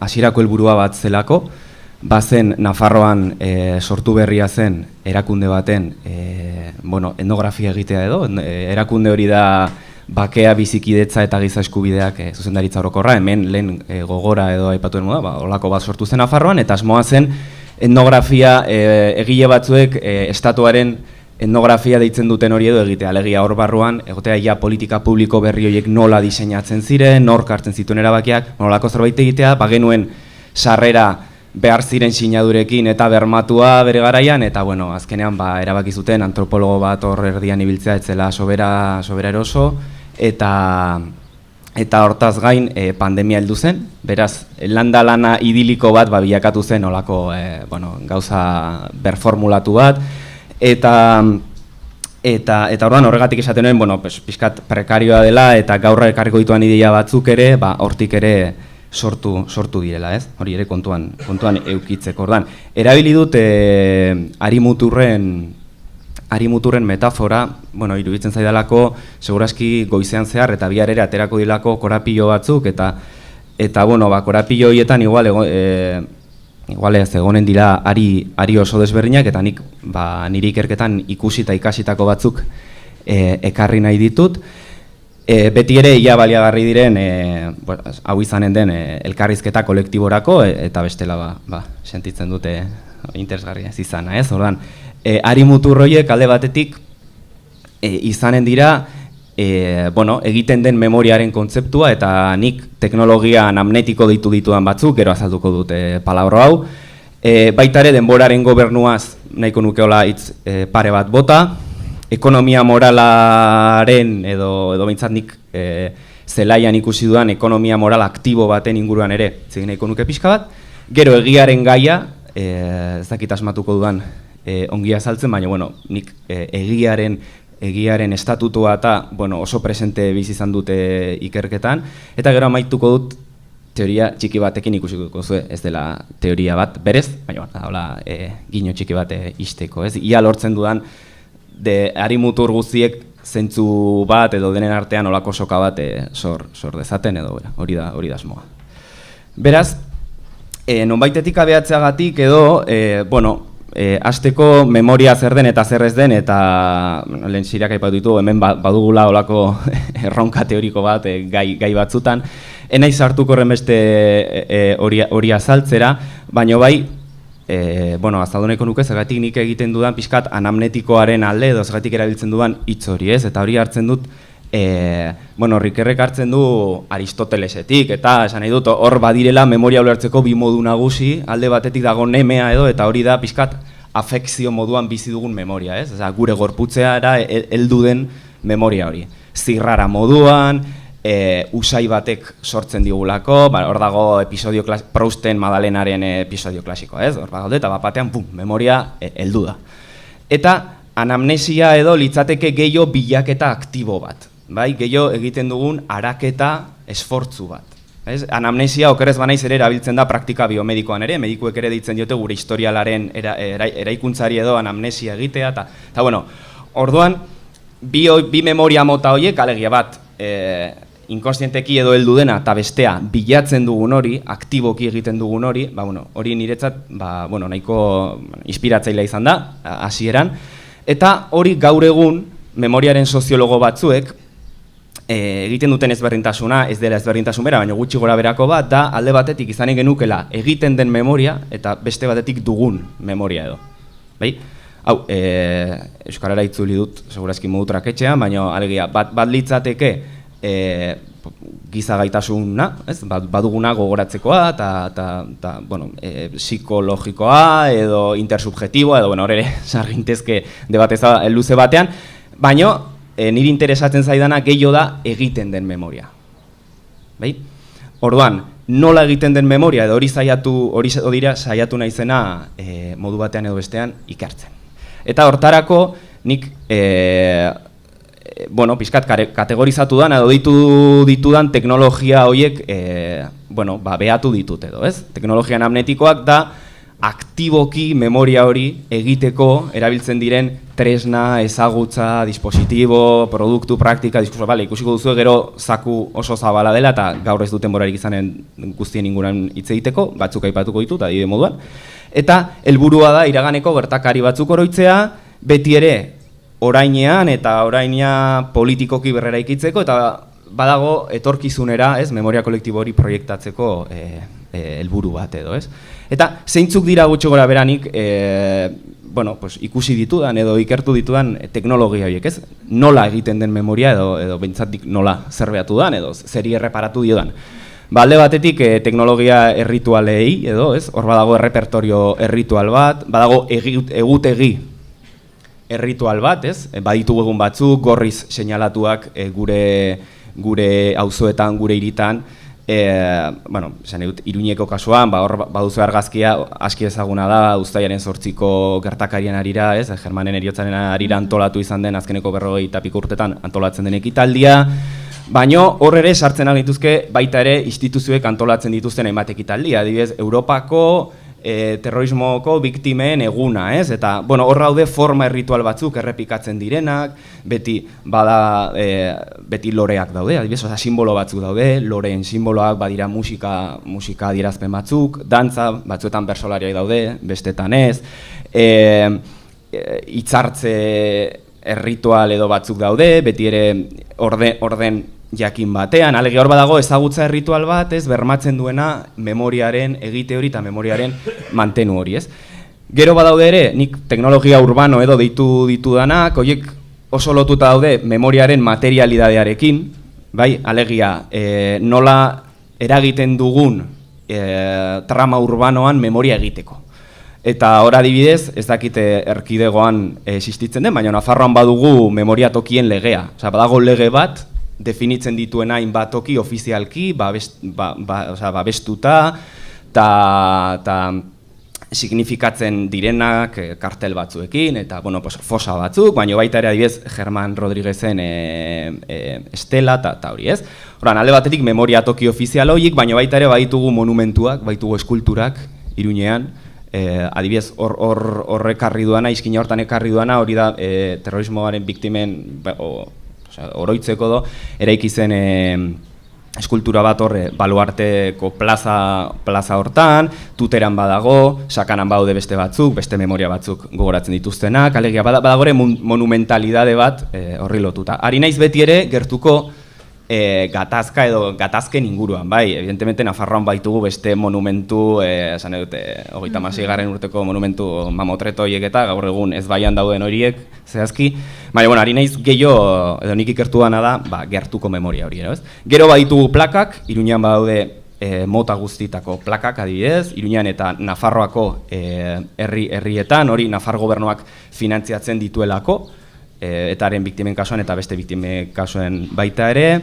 eta hor daude adibidez, hor ekarri ditut, Iruñean Anbite da Nafarroako biktima elkarte, terrorismoko biktimen elkartea, eta hauek hirian izandako biktima guztiei plakak jarri zizkieten, eta gero badago azkenik estrategia toponimiko edo deitu dudan hori, eta da kale izendegia erabiltzea memoria egiteko. Hori, gerta daiteke eta adibidez ni iruindarra naiz, baina txanterarra naiz, eta gure auzoan bada izenak jartzeko edo plazak izendatzeko modu herrikoiago bat, eta hor auzoko militante batzuen izenak erabiltzen dira, baina baita ere bada Iruña mailan badago ere ofizialki memoria egiteko, estrategia honen bidez memoria egiten da ofizialki baita ere, adibidez Iruñeko auzo berri batek, Lezkairu auzoak, baditu bere auzoan, Nafarroan etak eragindako biktima guztiek badute bere kalea auzontan, ez? Hori udalbatzak erabaki zuen 2009 urtean okerez banaiz. Orduan, izendegiaren bidez eta memoria egiten da baita ere, eta azkenik eta nahi sartuko lehen aipatu direlako ere, fikzioaren gaia eta zenbat audiovisual, zenbat dokumental, novela, liburu, sortzen diren, hor ere bada memoria egiteko modu bat, ez? Beraz, teknologia hauen aurrean, edo teknologia hauek behatzerakoan, edo pixkat sortzen den galdera, edo behintzat niri heldu zaidan, edo sortu zaidan galdera da, nork egin dezake memoria, alegia, memoria baldin bada egiten den zerbait, nork du gaitasuna memoria egiteko. Edo zehatzago, nork du memoria egiteko aski botere. Bai, orduan, nik erabiliko dudan boterearen kontzeptua, ez da horren beste, gogoan dut Begoña Aretxagak bere garaian aipatzen zituela beste batzuk maiuskulan, pues, boterea, estatua, ez naiz hortaz ari, botere, bueno, mikroago batzuen inguruan ari naiz, alegia, nork du aski botere ekonomiko eskultura bat eraikitzeko? Edo nork du boterea udal batzak edo udalak onartzeko eskultura hori Iruñeko kale batean jar dadila, ez? Hortaz ari naiz, gehiago beste botere mota batzuen inguruan, eta gero emango dut gainera horren adibide bat, bai? Orduan, nik pixkat hau ikertzeko, eta lehen aipatu izuet, nahiko ikerketa prekario izan zela, eta orduan, berrasmatu ari zaunen ikerketa pixka bat, saiatu nintzena izan zen, memoriaren eraikuntza prozesuak imaginatzen borroka zelai baten moduan. Eta hemen naizari, batzutan erabilizan den relatoaren bataia. Bai, ari naiz, normalean, soziologian eta antropologian erabiltzen den kanpo edo zelaiaren eraikuntza hortaz. Bai, orduan, da egio espazio sozial bat. Eta orduan, espazio hortan, badago lehia bat, hainbat agenteren artean, muga batzuk daude, logika batzuk, egiteko manera batzuk, bai, botere mota batzuk. Adibidez, lehen azaldu den gaian, zelai akademikoan, badira botere mota batzuk, hortik kanpo balio ez dutenak, adibidez, baino barrura bai. Adibidez, nik 10 artikulu eukitzea, segurazki, ezakit nire familia ere muan, edo bai, batzutan horrek ematen dizulako lako kapital bat, eta baina normalean ez dutea bai, ez dituzte irakurri, eta ez du inongo baliorik, baina akademia barruan bai, horrek badu botere konkretu bat, eta horrek, ez, zure posizioa goratzen du, estatusa eta bar, ez? Horran, nik egin nuen ariketa, edo saiatu nintzena, beti ere, da zeintzuk diren memoriaren zelaian funtzionatzen duten botere horiek identifikatzen. Bai? Eta gero emanen dut adibide bat, hor utziko dut, eta orain joan naiz besteari mutur batera, eta da denboraren gobernuaren gaira, ez? Lehen, Sirak aipatu du ia nola antolatzen ditugun kronologiak, ez? Eta, ia nork erabakitzen duen zeintzuk diren denborak. Eta niri ere hori asko, atentzio deitu zidan horrek ikerketan zehar, eta da nola gobernatzen diren, edo hobeki esan da, denboraren bidez nola gobernatzen diren adibidez memoriak, edo eta hori ulertzeko edo niri erabilgarri egin zitzaidan, Nancy Moonek bere garaian idatzi zuen denboraren antropologiaren testu bat, eta berak azaltzen du nola denboralitatea, alegia guk gizaki moduan denboraren gainean dugun pertzepzioa, nola gorpuzten den denbora gugan, ez? Eta orduan nola gure gorputzetan badauden orainaldian, iragan batzuk, etorkizun batzuk, eta nola baditugun denboralitate konplexu horiek gugan, bai? Nola denbora bizi gaituen eta nola bizi dugun denbora aldi berean, ez? Eta hori lotuta, Aleidasmanek erabili izan du denboraren erregimen kulturala, bai, eta hau da beste maila bateko marko bat, alegia ez da horren beste nola bizi dugun norbanako moduan denbora, gehiago da zein den agintzen duen marko temporala. Eta niretzat hor dago, solasten ari bagara, memorien gatazken inguruan hor dago, alegia, nork esaten du edo nork baldintzatzen du erregimen kultural hori, ez? Alegia, ze marko temporaletan bizi gara? Bizi gara gatazka osteko denbora batean, bizi gara gatazken garai batean, zerbait itxi da, ez da itxi, konflikto historiko baten kapitulo, ez, hemen lehen azaldu den konflikto historiko baten kapitulo berri bat da, forma berri bat da, ez? Adibidez,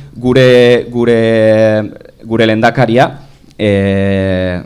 Txibitek kargu hartu zuenean azkeneko, berak kargu hartzerakoan esaten zuena da, ni izanen naiz bizikidetzaren garaiaren presidenta, ez? Eta ordan, bera modu batean saiatzen dena da denbora bat proposatzen, bizikidetzaren garaia, ez? Gainditu ditugu beste garai batzuk, beste denbora batzuk. Eta ordan, nik ikusten nuen, hor gertatzen ari ziren fenomeno batzuk, eta nik abiez bere garaian ikertu nuen, justo hor hasi nintzelako ikertzen, gertatu zen Altsasukoa.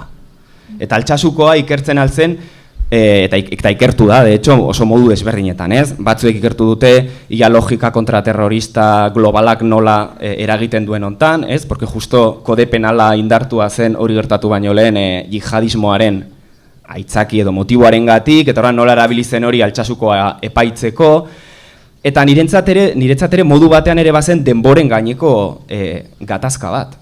Zer da zer zen altsasun gertatutakoa. Zeren niri batzuek esaten zidaten, garai hortan COVID inguruko batzuek esaten zidaten hori zela betikoa, osea hori zela pues, betikoak betikoa egiten, alegia ez da usturarik egon. Bai erabiltzen zuten seme-alaben kontzeptua, osea, baina bueno, pues, honek jarraitzen du, hemen ez da ezer amaitu, ez? Zeren kontrara, beste ikuspegi kontra jarri batek esaten zuena zen, zuela inongo zentzurik, etak duela urte batzuk utzia zuelako indarkeria, eta ez zuela inongo logikarik bapatean garai berri hortan, kasu hau, terrorismo bezala epaitzea, eta ordan, bueno, niretzat nahiko, bueno, emankorra izan daiteke ere, pentsatzea nola gobernatzen ditugun edo nola gobernatzen gaituzten edo ez dakit esan denboraren bitartez. Alegia, marko temporal zabal horien eta regimen temporal horien bitartez. Hori zen beste arietako bat.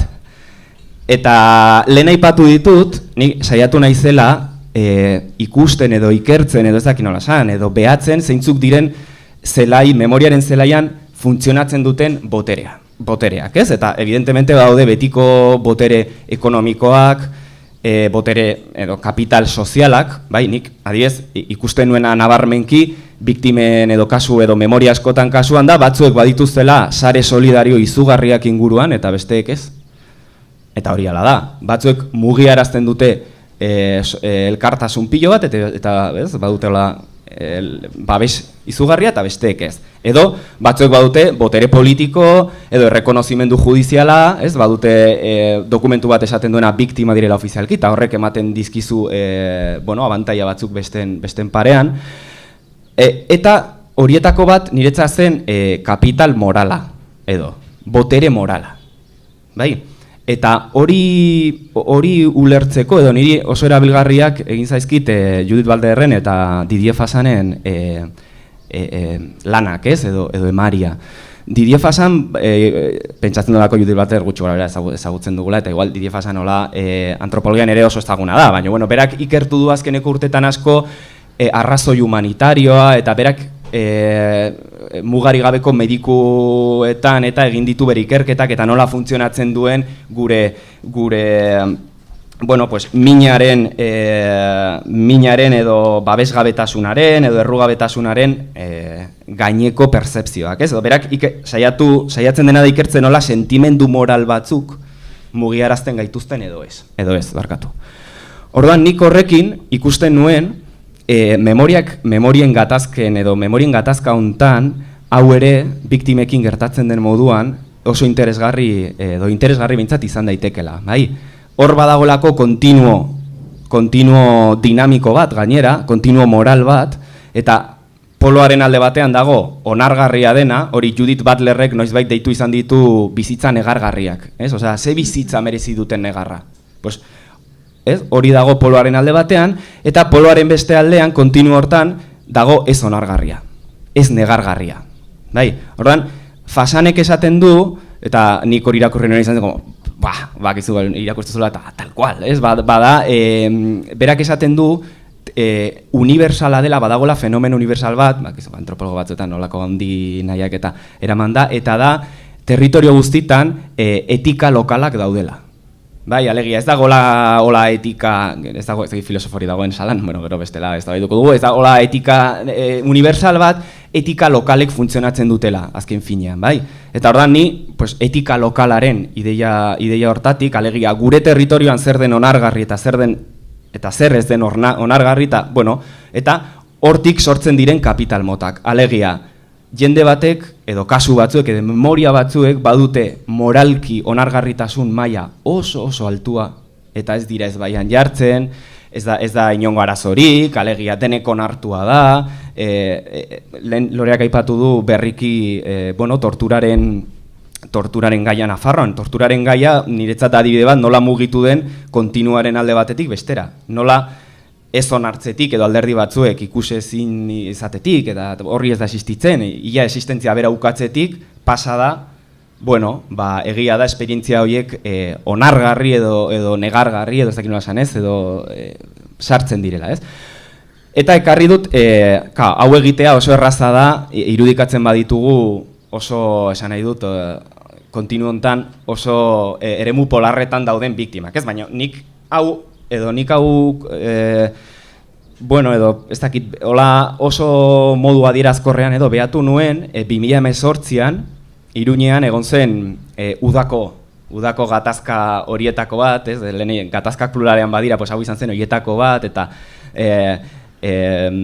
nola da, bueno, periodiko lokaletan, eta egon ziren olako eskutitz batzuk, eta bueno, niretzat oso polemika densoa zen, hor gertatzen ari ziren gauza asko, ez? Eta bazen, Maravillas gaztetxea, bai, Maravillas gaztetxea eraikin hori ere da, denso ez urrengoa, porque hori izango da Nafar gobernuaren urrengo memoriaren institutoa, bai, alegia, gaztetxea desalojatu egin zuten institutoaren memoria eraikitzeko, eta, bueno, pentsatzen dut Maravillasen kasua gutxora denek ezaguna dela, da Nafarroan gerrazi edo errepresio fasistaren biktima hola ezagunenetariko bat, kantuak ditu, memorialak, bere izenean, Iruñean ere plaza bat du, bere omenez eta barrez, eta ordan gaztetxeko kidek izen hori jarri zioten Maravillas Lamberto.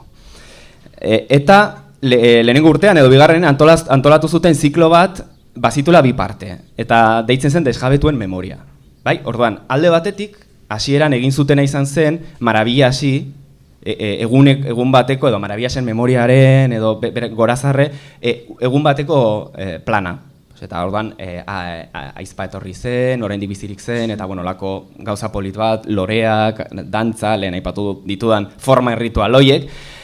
Eta hortik bilabetera, irailean, heldu zen gudari eguna. Eta horren bueltan, antolatu zuten, gaztetxetik bi kalera poliziak hil zuen Mikel Castillori omenaldi bat.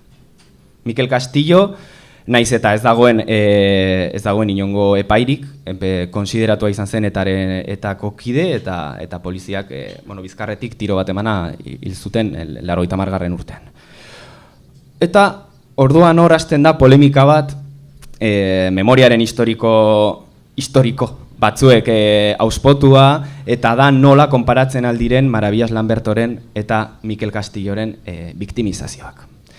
Ez dela bergauza, nola erabili daiteken Maravillasen izena hola zikintzeko, eta modu batean esaten ari zena da, hola lerro artean zen, Maravillas Lamberto biktima ideal bat dela, ez, alegia, biktima ideal, igual hori azaldu behar da, biktima ideala esan nahi dut inozentea, gaztea, gatazkan inongo parte hartze aktiborik ez izana, eta Mikel Castillo bazen, batzuek biktimaria edo deitzen duten hori, ez? Eta hori zen de hecho erabiltzen zen hitza.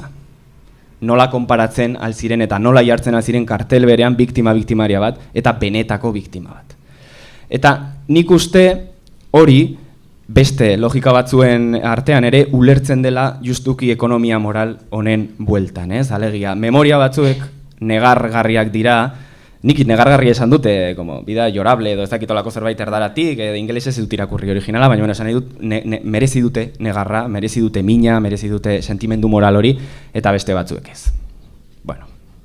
Eta honekin, heldu naiz azkeneko ari muturrera, eta da egiaren gaia.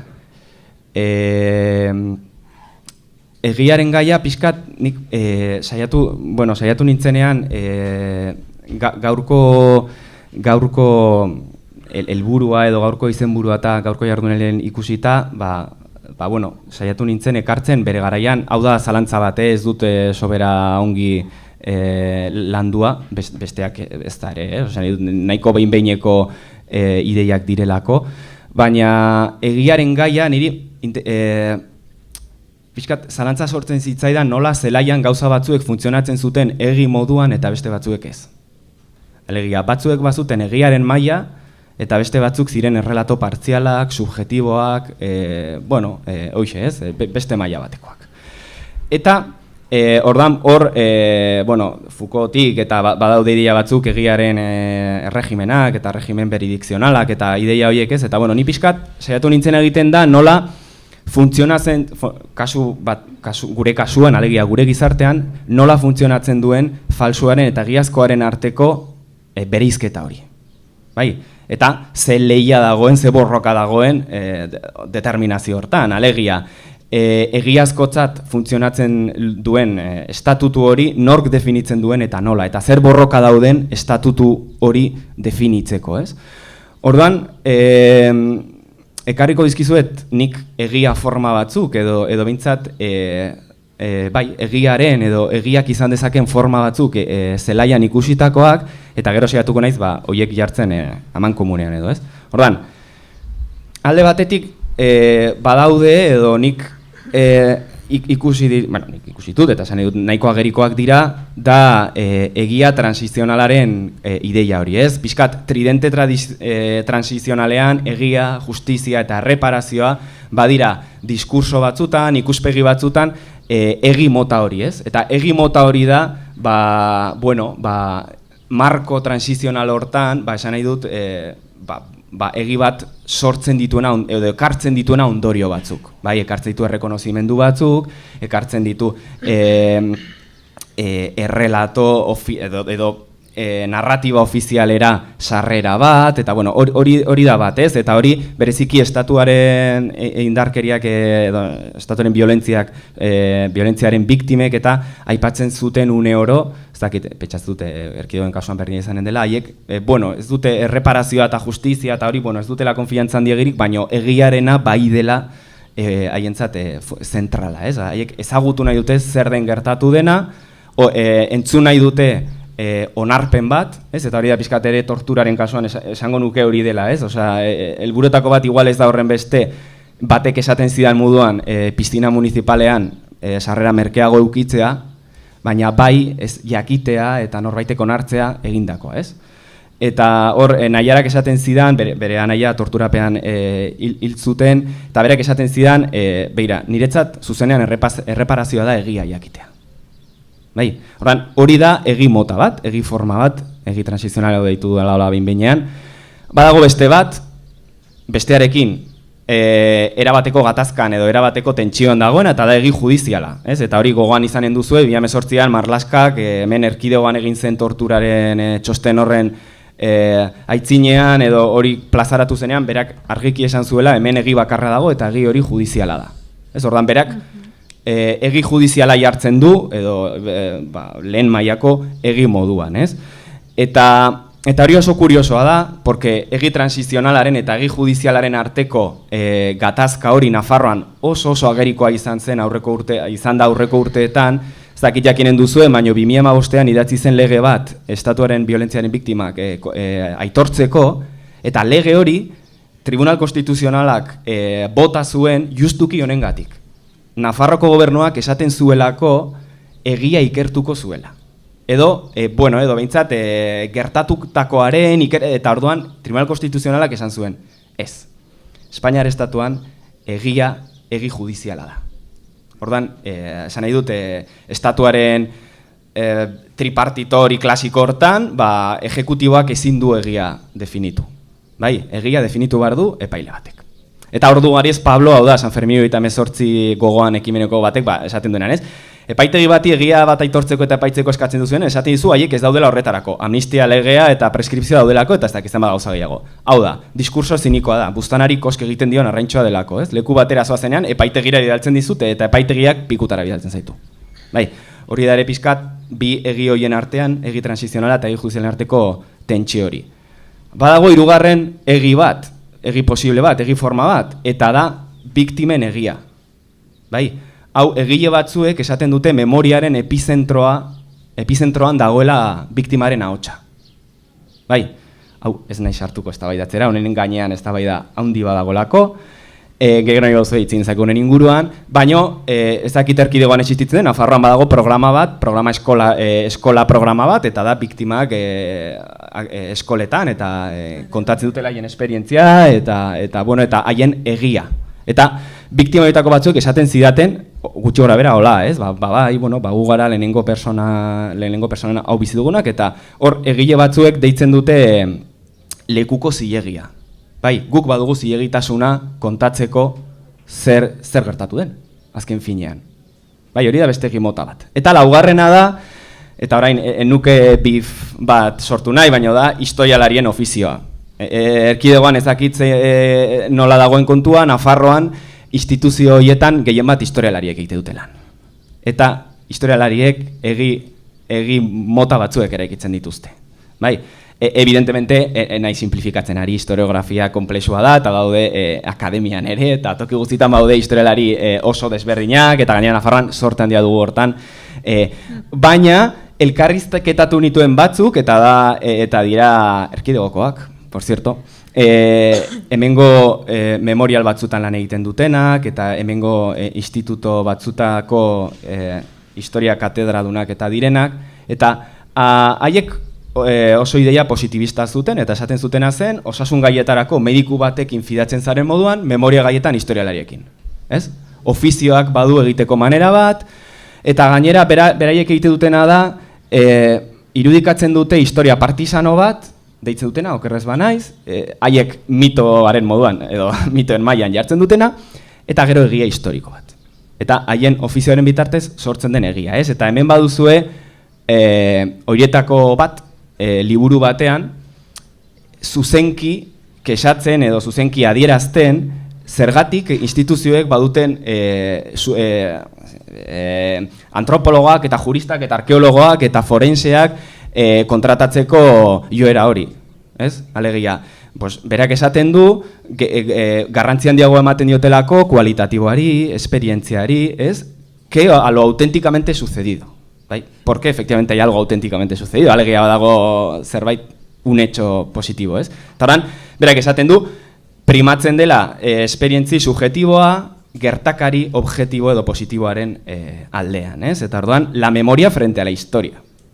Osa, berak, biak kontrajartzen ditu, ez? Eta, bueno, baina hori da beste egi mota bat, ez? Eta orduan, nire ustez, hor ere, memorien edo batzutan errelatoaren bataia eta erabiltzen dugunean, eta horregatik esan du nik ez dudala gehiegi maite hori, iruditzen zait batzutan jartzen ditugula edo memoria guztiak edo errelatu guztian maila berean. Alegia, botere bera, egiaren estatutu bera izanen luketen moduan, eta ez da hola.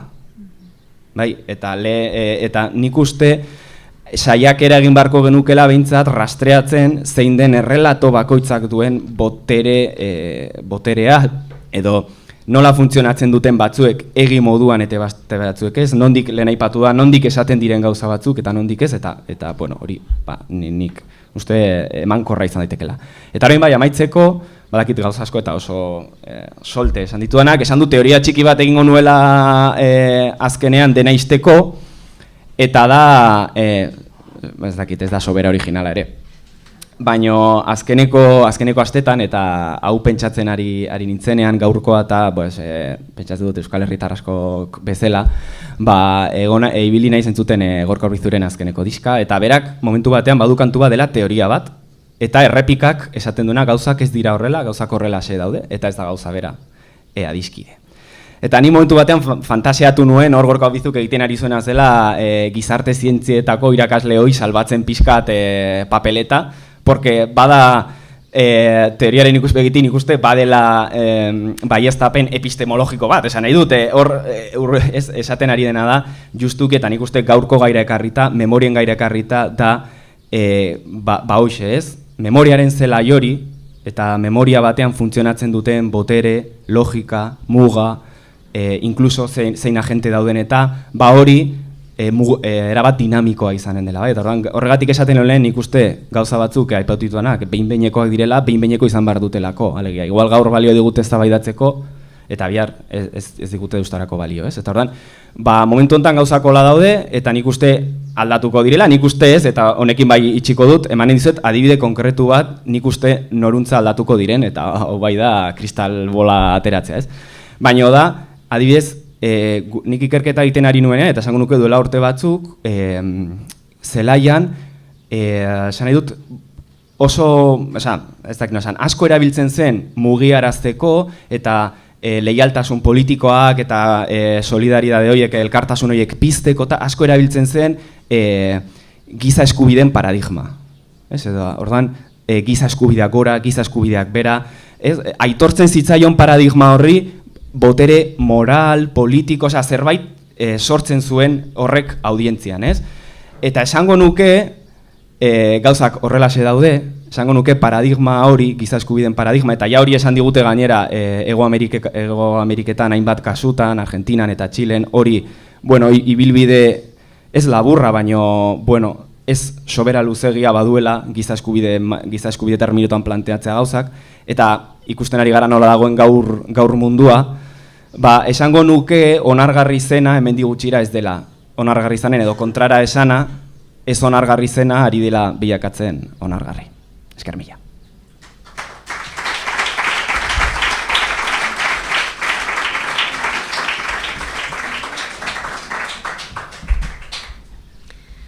Mi esker, bueno, tarte bat irikiko dugu, bueno, oso interesgarria eta uste dut Ziraren eta zuen artekoak lotzen diala, leku diferentetatik biak nolabait proposamen kritiko batekin, ez? Eta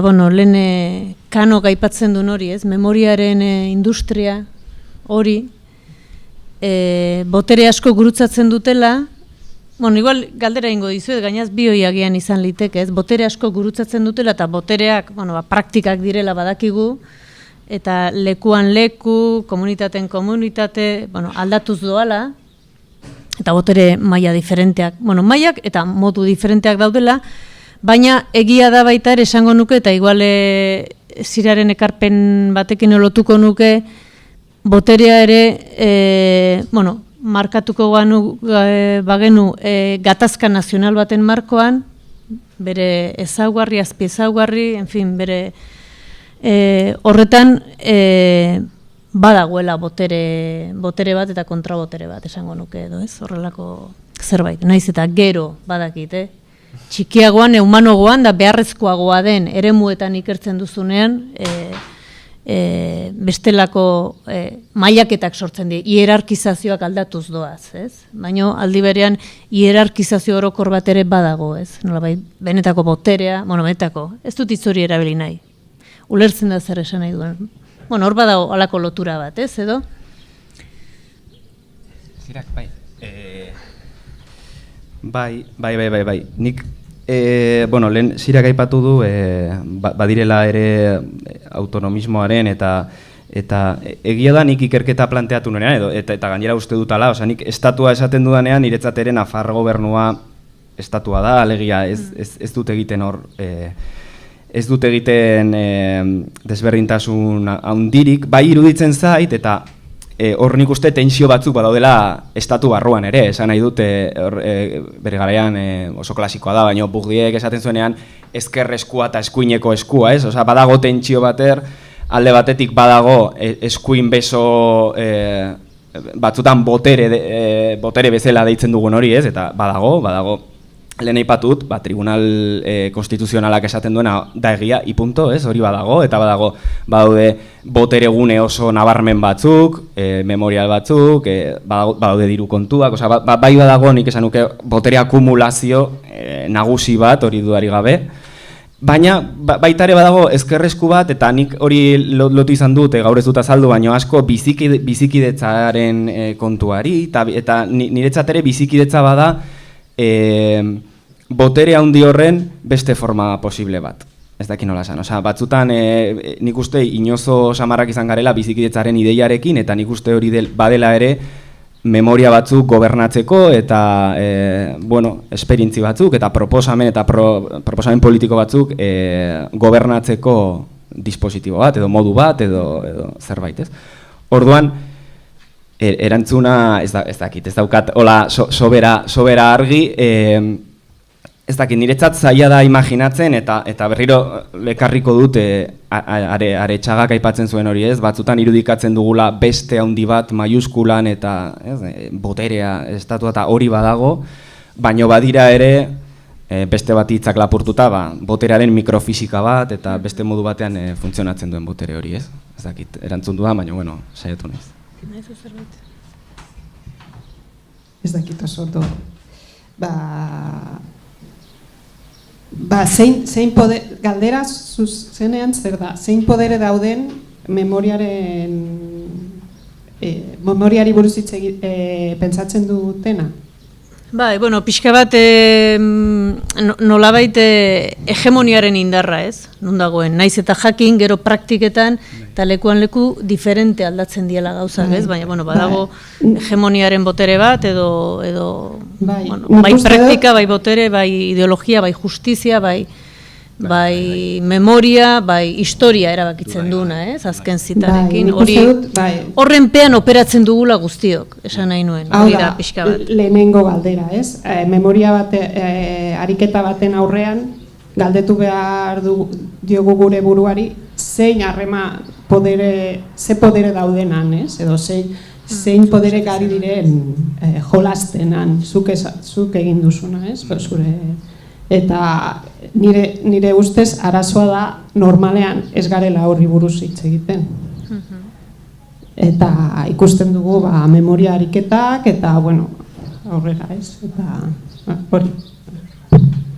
Bai, baina nire ustez bai daude boterea, esan edut akumulazio nabarmenak, eta esan edut eta evidentemente batzuek egite dutena, botere izugarria dute egiteko eta beste batzuek ez, eta hori dudari gabe, esan edut.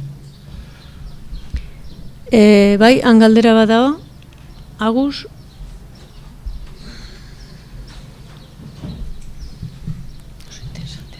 Bai, egunon, kontzeptuan inguruan ikustutu garrantzitsua da adostea. Nik uste dut, alde batetik, memoria, historia, memoria, relatua. Hiru kontzeptu haiek nahazten dira gaur egun Euskal Herrian eta ikusten dugun oraindik ze toxikoak diren eztabaidarako, errelatoaren bataila edo kontakizun bataila bat bilakatu dela eta oraindik ikusi dugu duela gutxi importantzia handia duenik, eta nik uste dut olako ariketak garrantzitsuak dira, baina oraindik nire ustez goizegi dela benetan memoria eraikitzeko. Hori ez du esan nahi historialariek ez dutela egin behar, baina elementu horiek oraindik oso nabarmenak dira.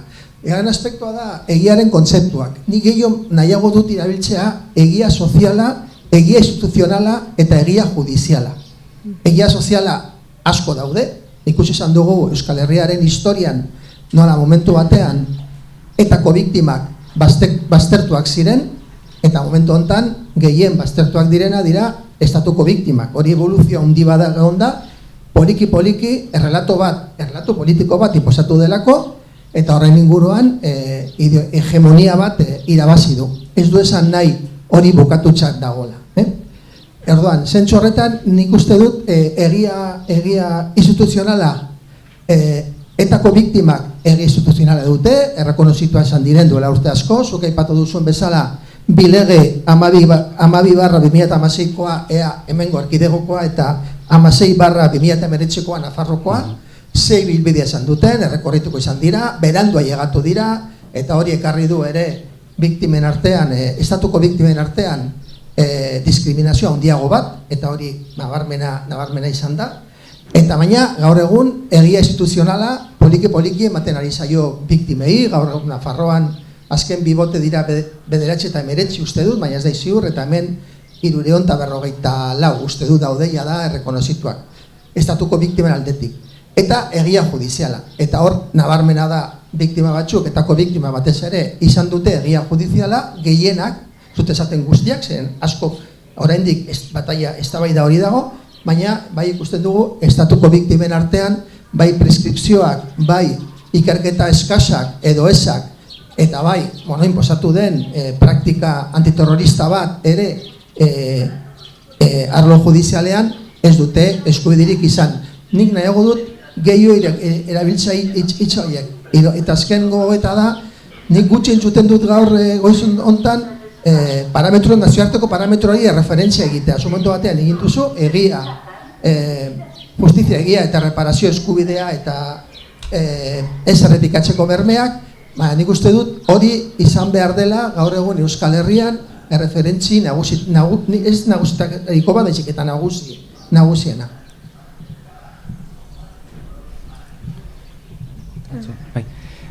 Bai, aipatu diren batzuekin ados, nik egia formak aipatzen dituenean zen gehionik zeintzuk behatzen dituen zelaian, ez horren beste hortik abstrakzioa, ez?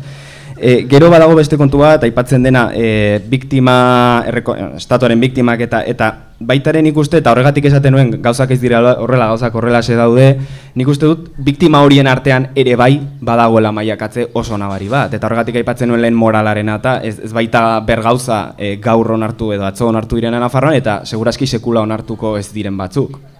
Ordan, horre talde homogeneoak eta, esan dut,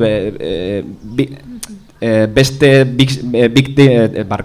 terrorismoaren biktimatzat bere burua duten horien artean ere badaudelako sekulako desberdintasunak. Iruñan badaude batzuk, haien izenean fundazioak dituztenak eta esan dut, zeniden karrera politiko nabarmen batzuk eta beste batzuk ez. Zenuen azkeneko kontua, unibertsalena, nik hor, ez dute zalantzak ditut gauza batean, ez? Eta da, unibertsalen lurreratzea batzuetan funtzionatzen du eta beste batzuetan, eta lehen aipatzen ari nuena da, gaur egun zenolainoko, zenolako mobilizazioa eragiten duen, adiez, mundu mailan eta horregatik, bai, inkluso nazio batuen erakundetatik eratorriak diren marko batzuk, bakearen kultura edo unibertsalen efektu hori. Nik ez dakit, eta horregatik dio zalantzan jartzen dela, ez dakit gaur egun horrek baduen nahikoa indar edo nahikoa botere gauza batzuk mobilizatzeko. Ez dakit, ez dut erantzurik, baina bai iruditzen zait, behintzat zalantzatik begiratu beharko genituzkela gauza batzuk. Haibiez hor Argentinan gertatu dena eta hori esatute batzuk da nola bere garaian horrek giza eskubideen paradigma asko erabiltzea eta horrek egin duena izan da itzalean utzi adibidez militantziak, edo gauza sutilago batzuk, gero hemendik urte batzutara igual balorean jarri nahi dituzunak, baina giza eskubideen aterki zabal hortan, edo giza eskubideen urraketa zabal horietan galtzen diren gauza batzuk. Osa, adibidez, nik uste hori memoria historikaren kasuan gertatzen dela, modu batean. Batzutan, esan nahi dut zentzu komunean, ez dakit anarkista, sozialista abertzalerik dagoen, gehiago da, bueno, republikanos, edo Nafarroan behintzat, los fusilaus, hombre, ya, los fusilaus bazuten oso proiektu, bazituzten oso proiektu desberdinak, oso militantzia, oso horizonte desberdinak, eta, bueno, esan nahi dut horrez, unibertsalek badituztela batzutan arrisku batzuk ere.